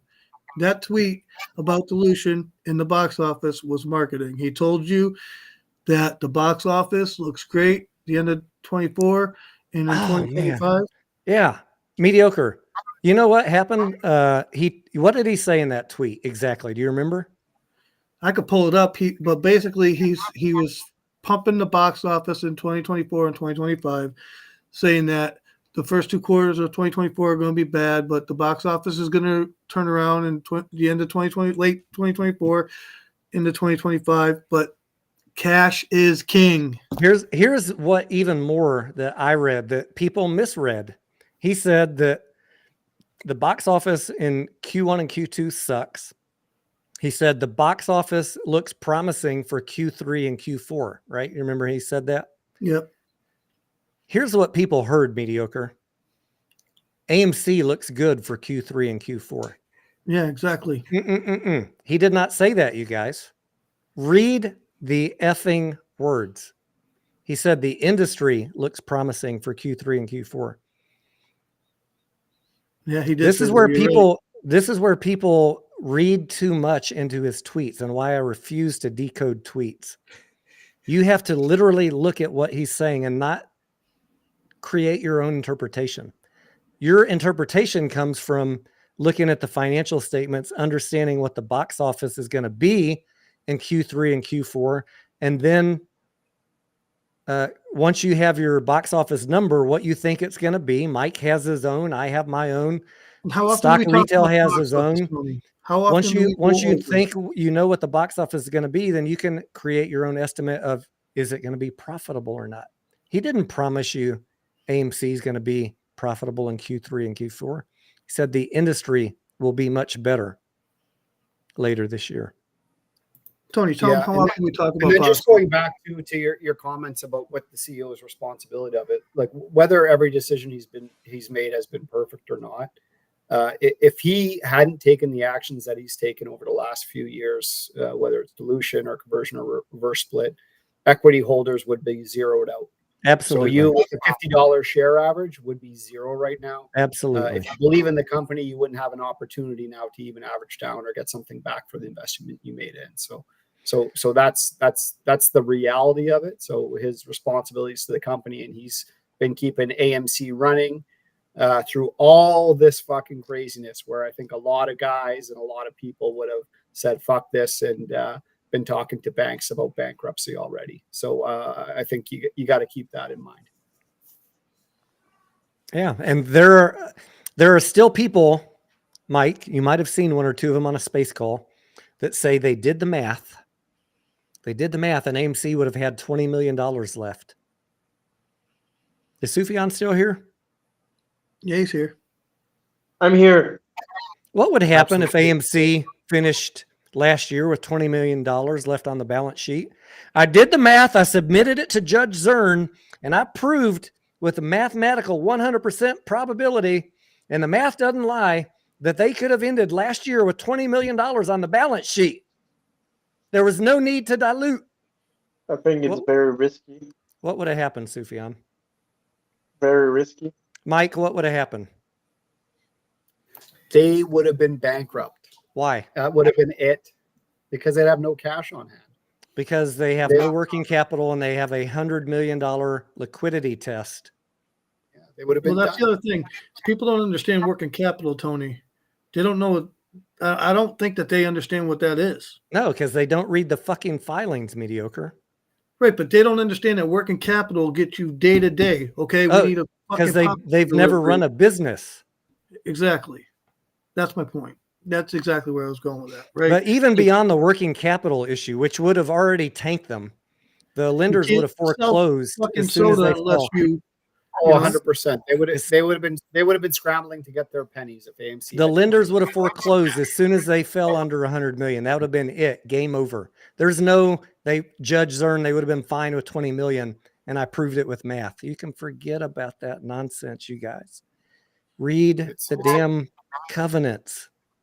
And the fact that supposed shareholders went and had AMC pay $100 million in lawsuits when, we're hanging on by a thread and we're doing dilutions and we're trying to survive is just like the most counterproductive thing on the face of the planet.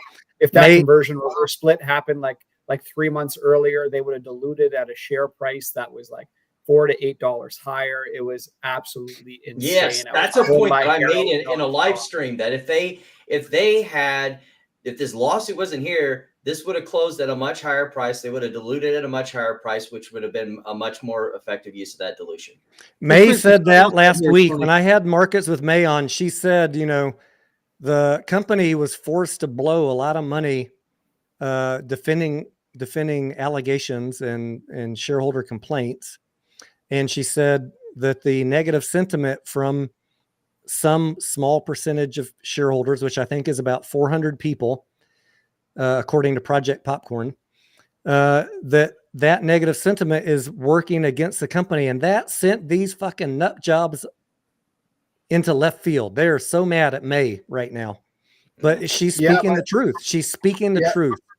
But if you're actively undermining this company, you're not helping the other 4 million people that are still actively invested in this play. And I count myself in that. But you're undermining all of us with your bullshit, and you're wasting money complaining about shit. But going back to why I think people think there's some sort of corruption involved is then you have these actors like Rose Izzo, who had 47 shares, who was paying $100 million in legal fees or whatever she had to pay to try to sue AMC to make $20 back. It was insane. Like, ludicrous. Where did this lady come from? I don't think that's necessarily a corruption thing. I just think you have a lot of these people, like the ones that we could be seen as corruption. Is what I'm saying. Right. They have main character syndrome. So I got. It was very odd. I heard that to start those lawsuits. I heard that reverse split is possibly coming. Oh, great topic. Great topic. Reverse split. Is a reverse split coming? Let's go around the screen here. I'm in the top corner. I'm going to say no. Mediocre. Wait, who's in the middle? Mike. I would say no. I think AMC would have to sustain a market cap under $300 million for a significant period of time when the box office over the next 6 to 8 months is going to be improving rapidly. If that does happen, call me wrong, but I think the chances of that are extremely low. All right. Mike is an extreme bull. Corex has no position in the play. Corex, reverse split. High risk, or what do you think? I'll move from last time I was on your stream. I said there was going to be no reverse split. I will politely abstain with the caveat that the reason is I'm not looking at the company enough to be able to give a forecast. And that really depends on how the company does going forward and how far down the share price slides. I generally lean to no, but like, I'm going to come back to my reasons, but I respect your decision not to take a firm stand. Sufyan, do you have any thoughts? To believe a reverse split is on the table is an admission that you don't read the filings. What Steven says, Super Steven, I totally agree on that. And that's what I think. Do you want to expand on that? I'd sure like to hear that. Yeah. Well, based on the market cap, right? The box office, right? Okay. Mediocre, do you have any thoughts? Yeah, I do. I would say that with the 550 million float, he's still going to have 200 million if he dilutes. I think it's like 60 or 70 million. I'd have to do the math, but somewhere in that range. If he dilutes that to get his 250 million he needs right now. That will leave him roughly 200 million shares left. So with that said, I don't think reverse split is possible because he still has a way to put cash on the balance sheet to get him to a profitable box office, which looks like in the near future. And now it's back to me. So I talked to a few people about this on Twitter today that asked me the question, is a reverse split a possibility? Yes, it's a possibility. Do I assign it a high probability? I do not. And here's my thoughts, much along the lines of what Mediocre just said. The previous reverse split was done because they were out of shares. They knew they probably weren't going to get shareholders to approve more shares. So you collapse the common, and that frees up all the authorized shares to dilute at a higher price.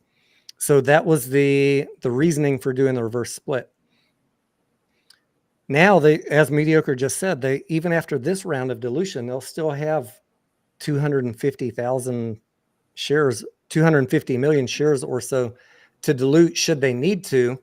And I don't think we're going to be at a market cap or a price per share point where they're in any jeopardy of NYSE delisting. So is it possible? Yeah, look, I don't have a crystal ball. I don't know what AMC's thinking, but I don't think it's highly probable for the reasons I outlined. They still have plenty of shares to sell, and they're not under threat of delisting. So they can probably limp through on a low share price until next year and hope that the price goes up. That's my thoughts at the moment. And if the price collapses Exactly. to $1, I will Tony, reevaluate 100%. my comments. I see in the chat too, Bigums wants to. Yeah, I'm sending him an invite right now. That's why I look distracted. Nice. Yeah. I agree with your thoughts completely, Tony. Even more bullish than you are, as I typically am. I think the chances of a reverse split in a market cap that low are absurd. Yeah, and that's why I said I lean no, but like I said, I'm not deep in the play, so I can't give an authoritative answer, and that's why I abstained. There's just no reason to do it, but it's a convenient punching bag talking point for the conspiracy nut jobs that, for whatever reason, claim they're shareholders but want this company to fail. I just can't. Like, how can you say you're a shareholder but you want to see them fail? Well, don't you know, Tony, they didn't give you the squeeze. It's because they're not shareholders, Tony. Hey, you can't be speaking facts over there. It's the only thing I do. It's like it's my unofficial job. It's sort of some of the key mottos of my channel. Reality is undefeated, and there are no secrets. Super Steven bringing the jokes tonight. I think we need to own more of that landfill in Nevada. Jesus. Oh my God. Oh. You guys know if you've listened to me for the last 2 years, my thoughts on Hycroft. And I get asked about this all the time, and I don't know why. It's no secret my opinion on Hycroft. Mm-hmm. From day one, I called it fool's gold. Go watch my very first video on Hycroft. I said, you need to read the filings. You need to understand this company is not actively mining. The price is going to go down. And some fucking dude in a trailer park said I was paid by a hedge fund to tell you this. No, my friend. Dude in the trailer park. No, my friend, I was not paid by a hedge fund. I actually read a filing. Might try reading sometime. Your dividend retirement plan is not going to work out. Investing in Hycroft. You know you've made it on Twitter when you're called a Dougie large alt. The actuality is Hycroft was never actively mining. They were depleting the heap leach pads, and they had a plan to actively explore and try and justify getting back into mining. And that was a multi-year plan. That's why Adam Aaron told you from the very beginning, it's a 7-year investment. Will it pay out?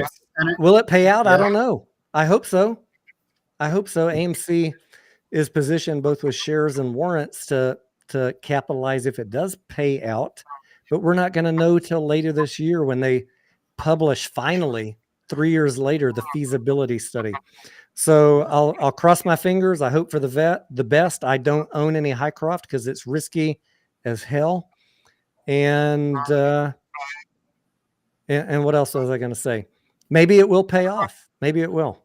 Tony, They have a lot of gold and silver under the ground, but they have to figure out a way to extract it. And it's going to require an investment of a milling plant, which is going to be expensive. So there's still a lot to happen in this play. But here's what I was going to close with on Hycroft. If you're calling it a failure right now, you're telling me you have not read one document in the last 3 years because you don't understand the timeline and you can't judge it this early. That's what I'll say. You can't judge it this early.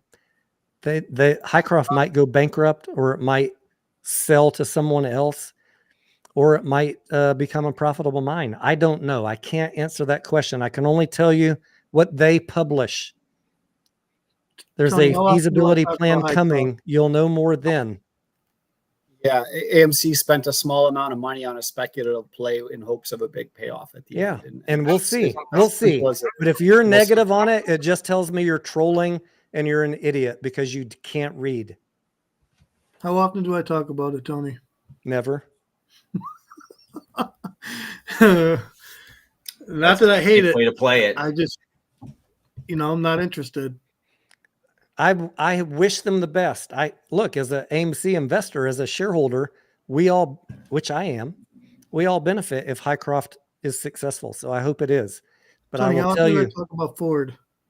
Huh? How come I'm not talking about Ford? How often do I talk about Ford? Never. Yeah, sometimes I do.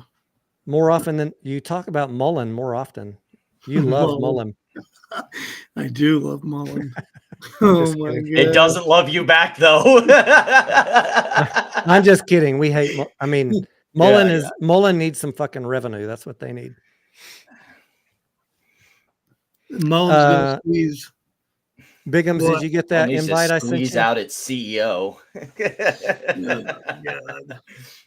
I don't want people to think I'm bearish on Mullen. I'm just like I'm. What's the word? I'll do it for you, Tony. You can magnetically draw the hate over here. No, what's the word where you're just in the middle? I am ambivalent on Hycroft. I'm well aware that I'm the heel program on this show. Yeah, you were brought in to be the bear, Korak. So me versus you, Korax. I'm the bull and you're the bear, bud. Hey, I mean, are we conversating? Are we having an open-minded conversation here with a bear? Yeah. I mean, he's not a bear. He's not a bear on everything. He doesn't like bad DD. Is that fair, Korax? Yeah. See, that's where a lot of it begins and ends. So you tell me you don't think Mullen's going to squeeze? No. I think it's going to keep squeezing its shareholders, but that's about it. Didn't Mullen go up today? I'd be surprised. Mullen went up 19.5% today. Ooh. I should not talk about Mullen because I don't really follow that stock or anything. I don't a whole lot other than I help Fud Daddy with the research for the lawsuits that are currently going on. I follow all of the EV. Circus. I follow all of the EV companies very closely, but there's not a lot of great news. So I haven't been doing a lot of updates. Like, what can I say? They're all failing except Tesla. So the reason why I'm saying Mullen short squeeze, just for everybody to know, don't shoot me. Not because I don't believe in the company. I never invested in it or whatever. I just made a joke that it was the next short squeeze one day, and it kind of stuck. That's it. I don't even trade I don't trade the stock at all. I know nothing about it. What I find funny, Corex, and you might know who I'm talking about, is the people who hate Adam Aron, but they love Mullen. Do you have any clues?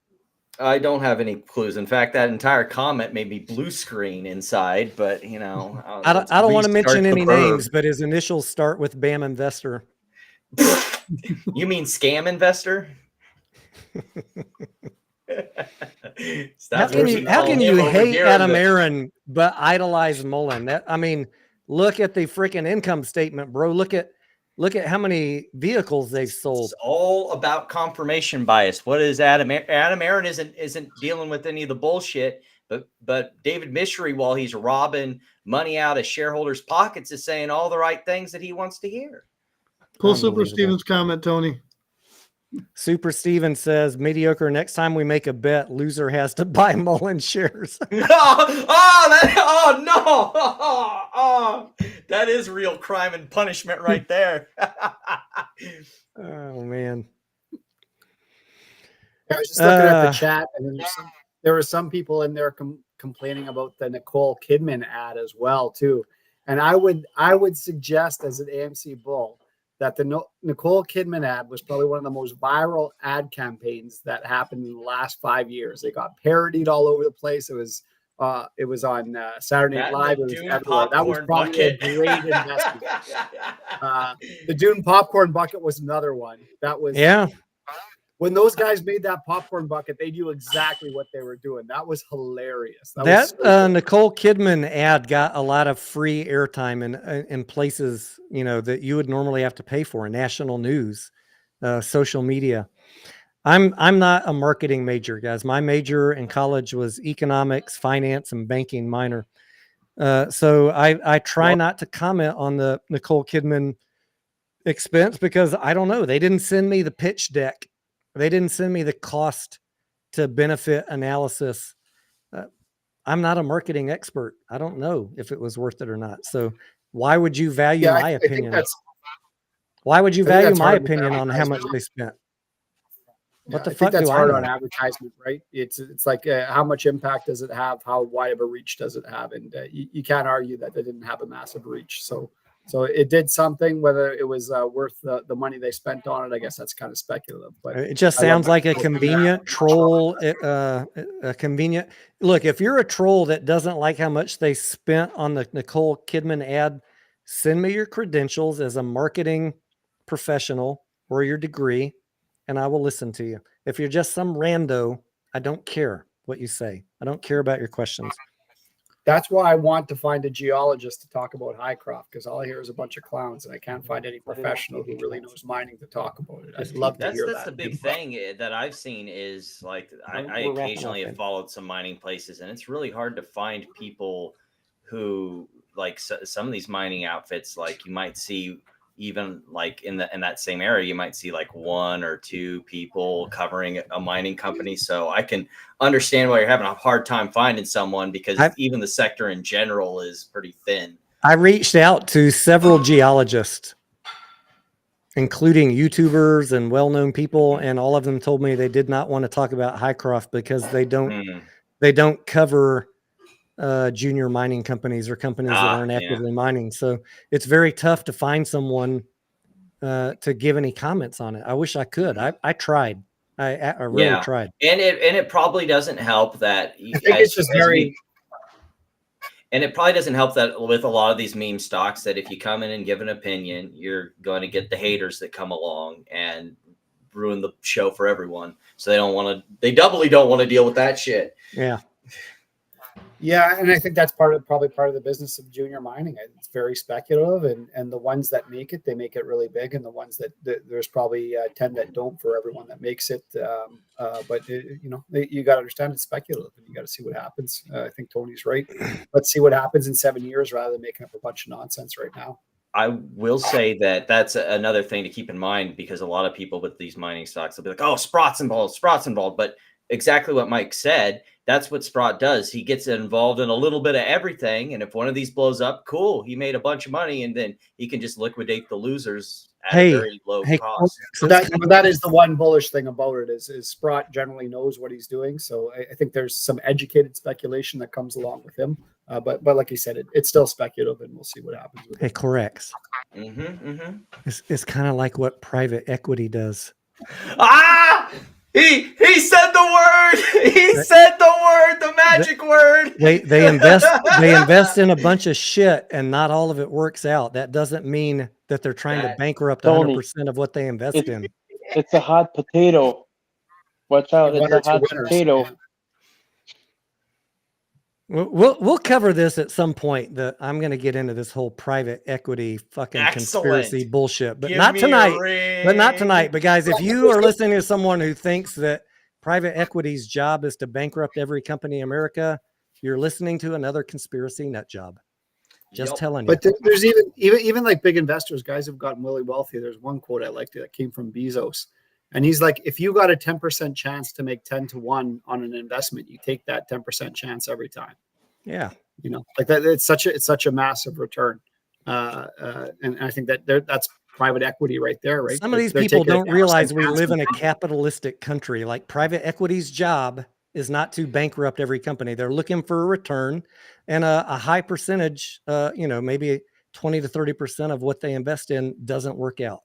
Mhm. Doesn't mean they're all bad deals. I mean, that's just the market of business in general. All these new first year businesses or these startups or everything, the vast majority of them die in the first year. So if you're putting your eggs into the market to generate economic growth and return on investment, you're gonna have a lot of losers. The amount of people who have crowned themselves so-called experts in this topic is astonishing to me that one guy could do that. Yeah. Yeah. And But I think it goes everybody's back a to, fucking expert on everything these days, Tony. well, I think it goes back to Everybody but me. I'm just mediocre. hey, see, that's totally acceptable. That's the way I always look at it when I'm selling myself. It's like I'm not the only skill that I have above most of these YouTubers, except maybe the ones in this live stream right now, is that I do research. I do a lot of research before I make a video. I only got two That's skills. my only. I do a lot of reading. I got lot two of reading. skills. I got two skills: cowboying and clowning. I take offense. I take offense to that, Corax. I am not a slimy YouTuber like everybody else in this line stream. I just pop up. I don't even. This is. I don't even think this is going on my YouTube. I don't mess around on YouTube. I used to do Tony's. That's fuck it. Whatever. We've got divided now. We've got, is it the left or the left side? I'm looking at the stream back. We got the YouTubers on the left side and we got the other people on the right side. Hey, mediocre. There was a missed comment from Doc Zeno earlier. If you know of any like trading toolkits that you would recommend to people. Yeah, I got them from a guy in Canada. What's it called? Squeeze tools. Squeeze tools. Yeah. Never heard of squeeze tools? No. Did you know there was such tools? Oh god. Sounds like something I could get an infection from. Yeah. Freaking squeeze tools. Hey Tony, I thought you were the number 2 sport squeeze specialist, Tony. What happened? All the squeeze specialists are in jail, as far as I know, mediocre. You're just a fucking clown cowboy. I'm just a cowboy clown. Don't listen to anything I say. Hey Tony, if you're looking to make some more content, I was thinking, and this came up. What, you want me to have more haters, Mike? Yeah, I want you to have more haters. All right. What's your idea? That's how you know you're successful. Yeah, exactly. The more enemies you have, you're going in the right direction like that. What you got? What's your best shot? But it came up.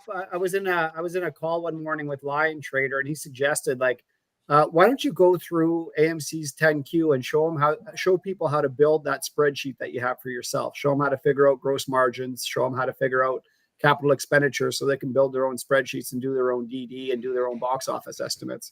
That might be useful for people to kind of because really all it takes is a little bit of time and an Excel spreadsheet. I was thinking of doing it, but I don't want to become. All right. Let me just throw this out there to Corax. Corax, if I took 8 hours of my day to make that video, carefully edited and easy to follow, and how many out of 1,000 do you think would take that knowledge and implement it? I know I would, but I would be in the minority, I would guess. I mean, guys, I make a video that lasts 4 minutes telling you that the arbitrage play is going to happen. The court case is going to go in AMC's favor, and 90% of you hate me for it. Why would I make a video explaining how to make a spreadsheet and understand how to model the income and expenses because people don't want that. You only want someone to tell you what you want to hear. You make a good point there, Tony. That is true. It takes a lot of time to make a video.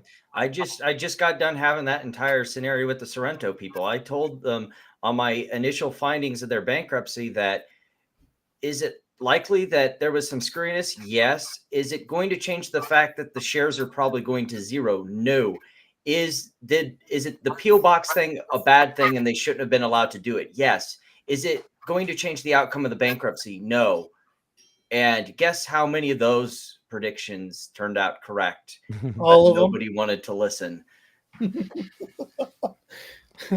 Well, if you want to attract more viewers, Tony, we could all take off our shirts and start slapping our bellies on the screen. That should bring in a different live stream. I mean, I'm willing to do stuff like that in the future, but I need to have an audience of people that actually, not the slapping our bellies thing, but I'm willing to do some more educational content and share the spreadsheet, but I need to have an audience of people that actually want to effing learn. Instead, I put out content and I get people wanting to sue me for covering the financial statements. What the hell is wrong with these guys? Like, I'm reading you company documents. And you think you're going to take me to court over that? Come on, man. It's probably the cowboy hat, Tony. The amount of times I have been wrong about something in the last 3 years, I could count on one hand. But I'm the bad guy. Like, I'm just trying. You know what? You've definitely been more right than me. Stuff that I thought I was on the fence on, you've been 100% right about. So I know it's not popular, but I'm not going to waste my time making content, detailed content like that and sharing it if no one's going to use it. I'd rather just have it for myself and put out a 2-minute video and tell you, and then you can either take it or leave it. Yeah. No, just an idea. That idea came up. I know. I love the idea. I've had people in the Discord ask the same question, Mike. Mm-hmm. You're not off base, but I got to evaluate what is effective use of my time. Tony, embrace the clown cowboy. Put on the red nose and tell. Oh yeah. I got a lot of costumes over here. We got some hair to but go. I don't have a cowboy clown. I don't have a cowboy. That's for the viewers. Totally dance. But yeah, I've had live streams where like we've gone over or some of that stuff like the 10K and things like that, and like the people who are on the live stream, they totally seem into it. The views after, not so hot. Yeah, because like part of my own conviction is because like I started seeing stuff and I'm like, I got to understand this better and building out the numbers and doing the projections and seeing the numbers for myself. It's one of the best conviction things you can do. Like I've done some for CNK to do comparisons to AMC. I projected box offices. I ran analysis on CapEx versus revenue and stuff. And it is such a shield from any sort of FUD and nonsense. I have to make some assumptions, but I have 2 spreadsheets now. I've got the normal one that I use for AMC, and then I went even deeper on the one I made for GameStop. Not only does it calculate. So you weren't just taking other people's numbers. I did not take anybody's PD. I mean, look, Corax. And people in my Discord know this. I live streamed in my Discord for 2 days myself creating that spreadsheet. Yep. It was 2 days of my work to create that GameStop spreadsheet. Anybody who is clownish enough to say I stole their information is a onion thinned little ninny boy. Well, that was established Wednesday. Yeah. That was 2 days of work creating that spreadsheet, all with custom formulas. And I have a couple of inputs to put into the spreadsheet, gross revenue and SG&A. Now, I did borrow a retail trader's estimate for SG&A because I thought it was ridiculous and I wanted to understand how could he possibly think that. But I didn't want to call him out by name and embarrass him and let him know in 2 weeks he was going to be fabulously wrong. So even though, despite hundreds of bullshit comments I got from his little minions, telling me to name him. I was trying to spare him the embarrassment. He wasn't intent on sparing himself, though. But no, that spreadsheet was 2 days of my work. One cell in that entire spreadsheet came from someone else. So to say I stole someone's DD is just freaking ridiculous. Yeah, I watched them put. Yeah, and you know, like together. GameStop's going to be a lot harder to build out than AMC. Like the AMC spreadsheet is so simple because all the columns are just based on domestic box office, Right? And you can get really accurate estimates based on that. Now, there's some stuff like when you get into impairments and things that are hard to estimate here and there, but for the most part, 90% of it's pretty simple if you just take a little bit of time and go through a 10Q. The beautiful thing about the GameStop spreadsheet I built is now I can plug in gross revenue and SG&A for any quarter going forward and tell you exactly what's going to happen, not only on the income statement, but the balance sheet, the cash flow statement, all of the ratios that Wall Street's looking at. And I have a very solid idea about where GameStop is headed. And so go check out my video and check out my TA video, which is way better than the bullshit TA video that any GameStop content creator has put where out. they move it to the problem- one day chart, where they IDF draw handle. arbitrary lines that have no relation to reality and say it's never going to go below that, even though it went below that today. Yeah, but the problem with GameStop is you have to estimate the revenue and it's difficult. And with AMC, you have a domestic box office and you can get the revenue within a couple. That's why you points should very never easily make. based That's off why that. you should never make predictions on GameStop and tell people, Yeah. guys, I promise you, I'm right.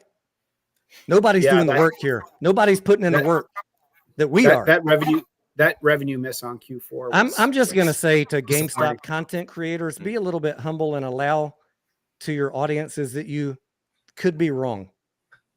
Yeah. There's always a chance you could be wrong. Don't be such a dick. Yeah. And then you wouldn't get so much hate. It's the internet. And the hate's not coming And don't from me. come looking for it either. The and hate's you not get less coming from hate. me. I don't do the whole drama thing. I don't talk about other YouTubers, but I see the hate that they get. And it's disturbing to me, but maybe just don't be such a dick. It's a good place to start.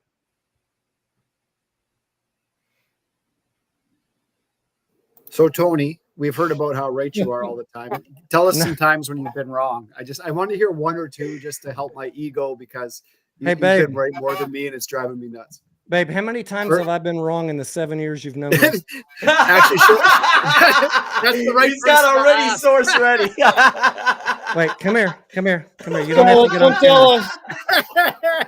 No, come say it in the microphone. I like what You're going to hear a woman's Austin's perspective. about Come here. Austin. In 7 years of knowing me, how many times have I been wrong? 17,426. Like a handful of times. Only. Please don't tell me that. Could y'all hear that? Yeah. My wife said in 7 years, I've only been wrong a handful of times. Tony, you have a well-trained wife like myself. Congratulations, sir. I'm glad that she lies for you. She's not lying. But what was I wrong about? I'll tell you the biggest thing I've been wrong about in the last 3 years in all of the stocks that I've covered is misestimating what would happen with the issuance of APE. Yeah. We fucked that up. And I paid the price for it too. You know what, Tony? I don't think anyone saw that price action. I didn't foresee all of these fucking way bigger content creators than me coming out against it. I didn't foresee the institutions selling it. And it pisses me off that AMC knew it and they didn't tell us. So yeah, that was a fuck up, but we fixed it by buying cheap APE at the end of the play.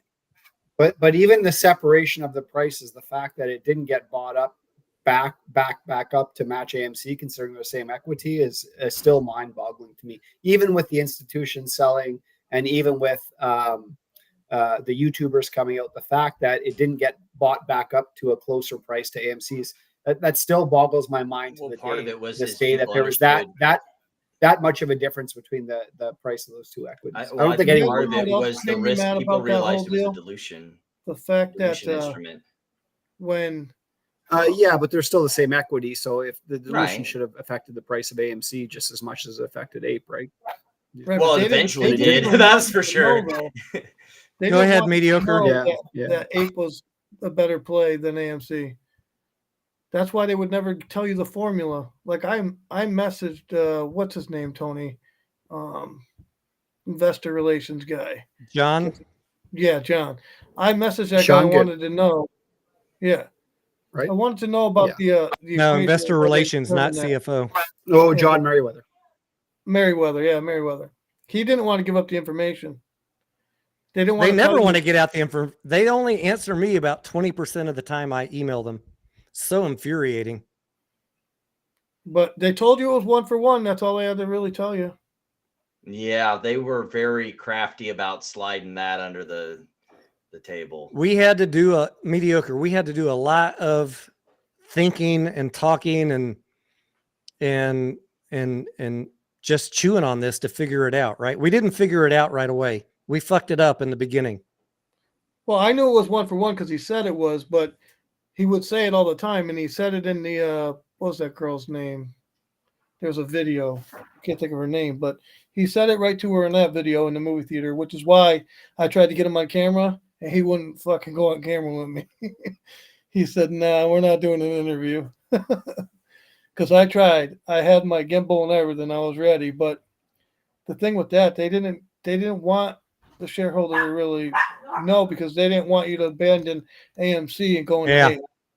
Hey, 1 second. Bigums, are you going to get on this live stream or not? Because my wife just got home from work and she don't want me hanging out on this live stream all night now that she's home. Gotta have some personal family time. Yeah. Yeah, the overrated, anyways. But the one good thing about Ape though was like, especially like once it started getting into like $1, sub $1, that averaged me down quite a bit back when I was in the play. So that did help out. But still mind-boggling to me that they traded so far apart. Blue Sky Landscapes. Is Volkstoy still here, by the way? I asked him to come in and ask some questions because he's very negative, and I wanted to get to his questions. He was in the comments on one of my earlier videos. Volkstoy, if you're still here, let me know. And if you're not, I'm sorry, I missed your questions. Blue Sky Landscape says, why would anyone want to hold on to something that was made for dilution? I'll allow a couple other people to answer that, but my immediate reaction is the only reason you would want to hold something that you think could be potentially diluted is you're thinking past the dilution. For me personally, I don't want to be in front of dilution. That's why I got out yesterday for the majority of my position. And what I kept, and I did keep some, what I kept, I hedged with puts that expire in January. So there's ways to protect yourself. And when I think the dilution's done, when they announce it's done, when I look at the chart and I see that it's bottomed out, I've preserved my capital and I can rebuy because I think next year is going to be better. Just like Mike, I think next year is going to be better. Mike and I have different strategies about how we play 2024. That's fine. Everybody has different strategies. I'm not here to push my strategy on anybody. I'm just telling you what I'm doing. This is a conversation. So you guys can hear, we got a mega bull. We got a trader. We got a bear. We want you to hear different perspectives. So you can think about breaking out of listening to the cult mentality and think how other people are looking at this. And I think, in Mike and in Tony 2026, in 2026, Tony, we can compare notes to who is more profitable with their strategy. But people go look in the past and use this hindsight, like they top tick and bottom tick ever trade, and they're full of fucking shit. So we'll know what the better strategy was in 2026, and maybe I won't make as much money as you, or maybe you won't make as much money as me. But we have our strategies and we're sticking to them. And I don't fault anybody for their strategy, right? I never criticize anybody's strategy. I don't. Well, what's the common denominator here?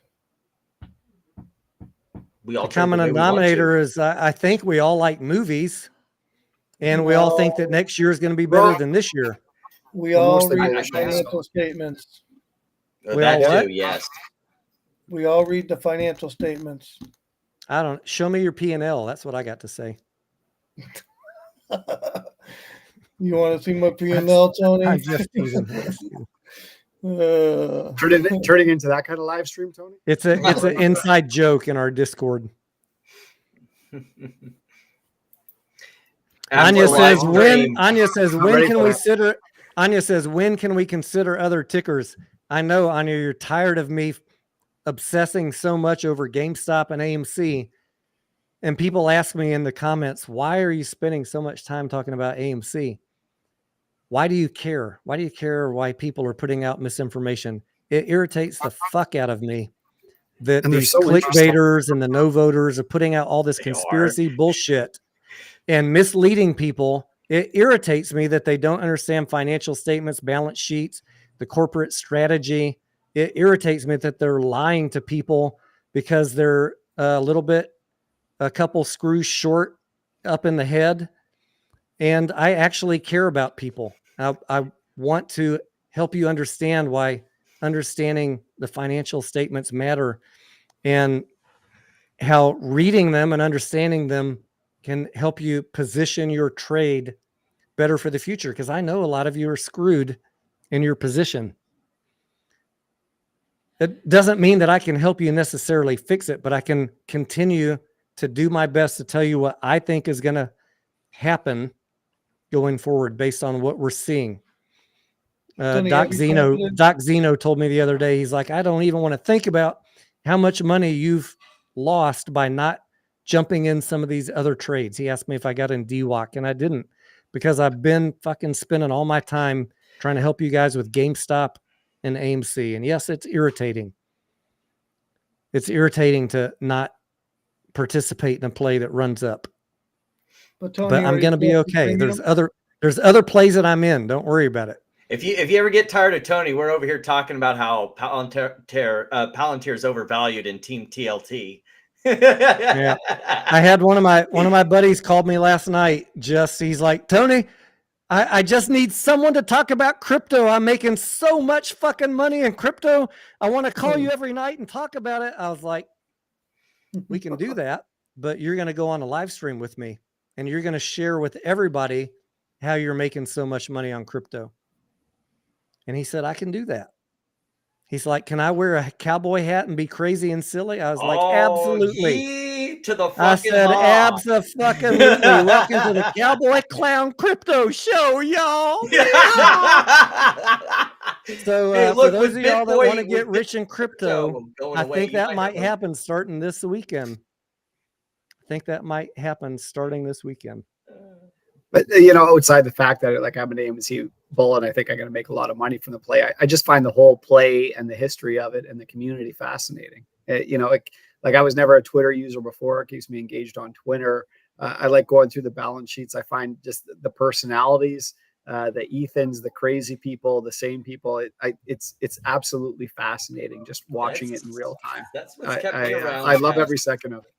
That's what's kept me around past August when I got out. I'm not those even kidding. Those premiums on GameStop are very nice. They are nice, right? We are. Hey, for all of anyone who thinks we're bearish on GameStop, that is not the case. We're looking at those juicy premiums on GameStop and trying to figure out where is the right entry. We are fucking traders, dudes. We're looking at how to capitalize on GameStop, but we are also not going to pay too fucking much because of some bullshit pumper who live streams GameStop every day and says, I promise you guys, I'm not wrong. 3 years, I haven't been wrong. I've never been wrong. My cost average is $100 a share. Never been wrong.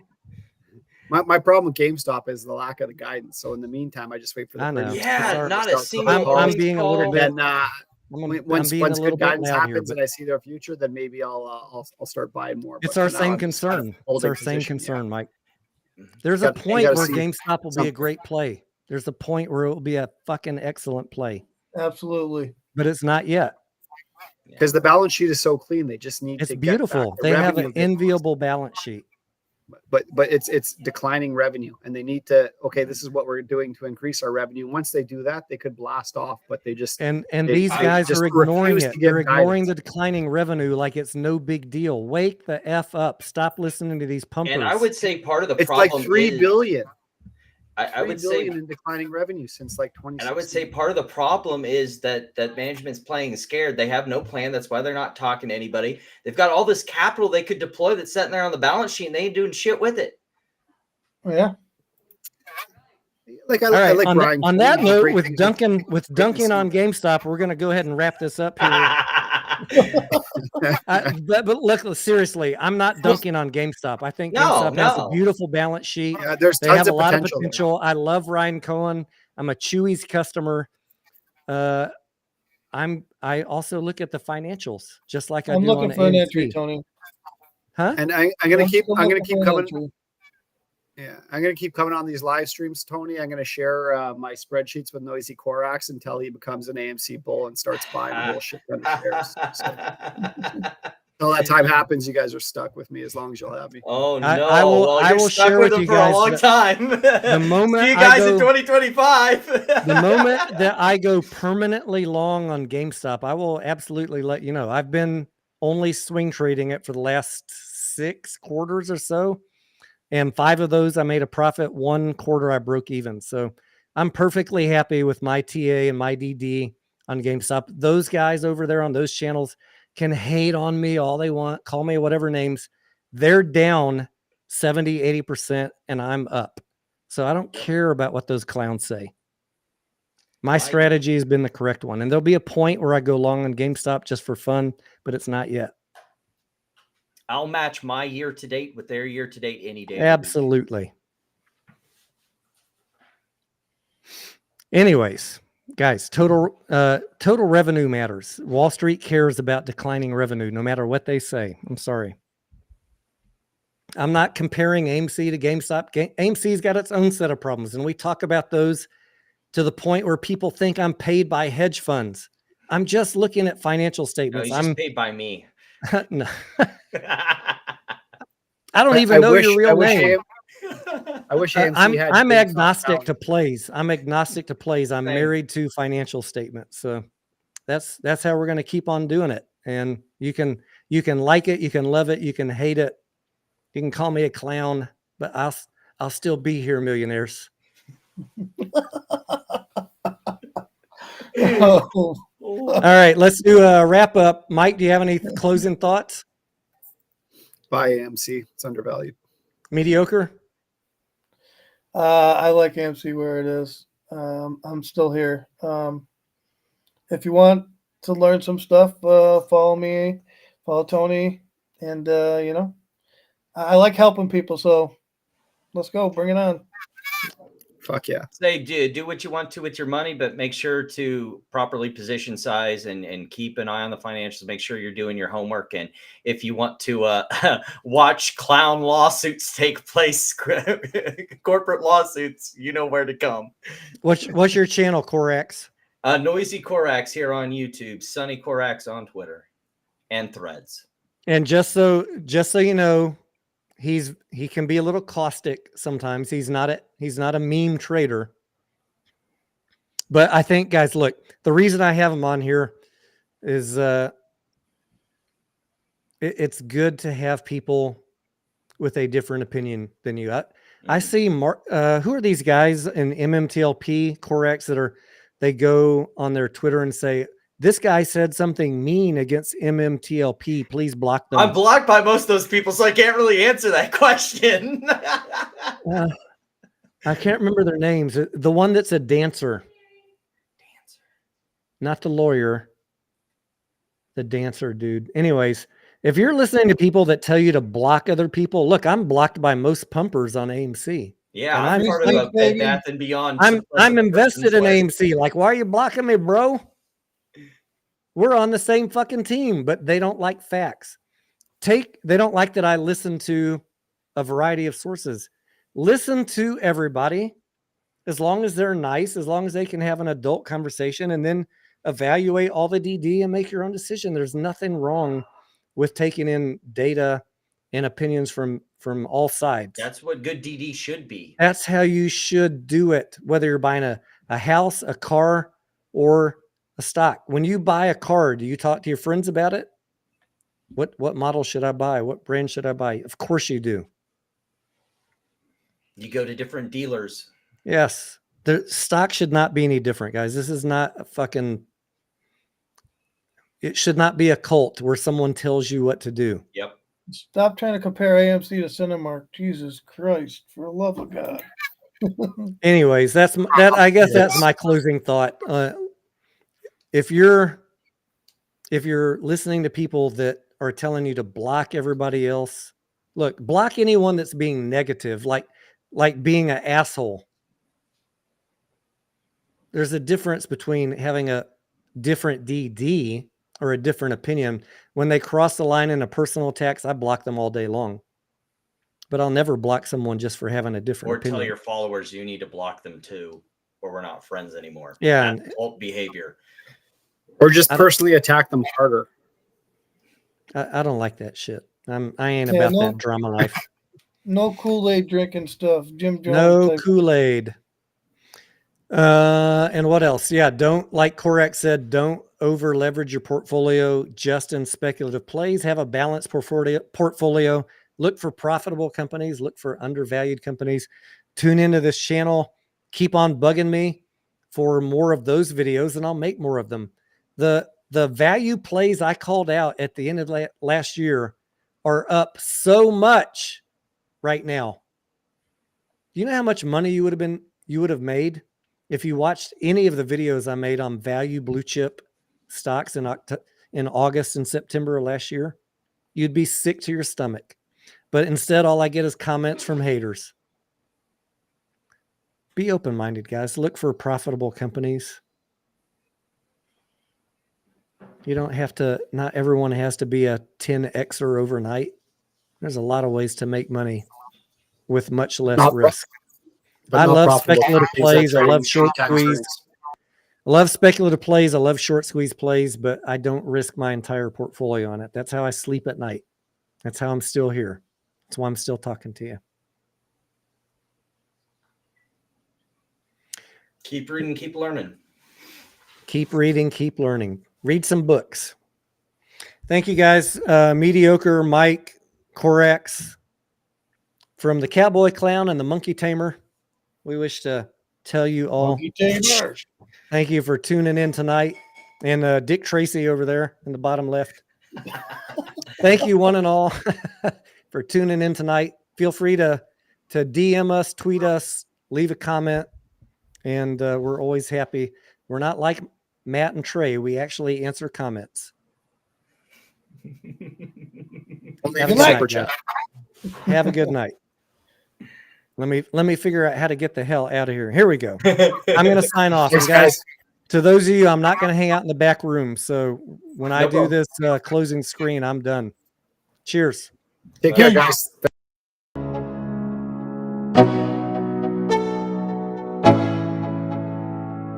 Let's go. Yeah.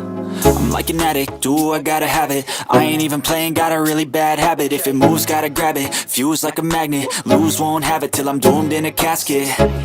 I ain't playing, got a weird mind. If you work 8 hours, I'ma work 9. If the shit tastes sour, you should taste mine. I'ma stay in power for a long time. Get up, nah, I ain't a quitter. Toss me the ball, I'm a really big hitter. Big picture, I'm a straight killer. Rising the song to the highest bidder. Got juice, got gas, I'ma move fast. New shoes, new tracks, like who's that? I'm new, come back, better than last. Yeah, it's a new me, never gonna look back.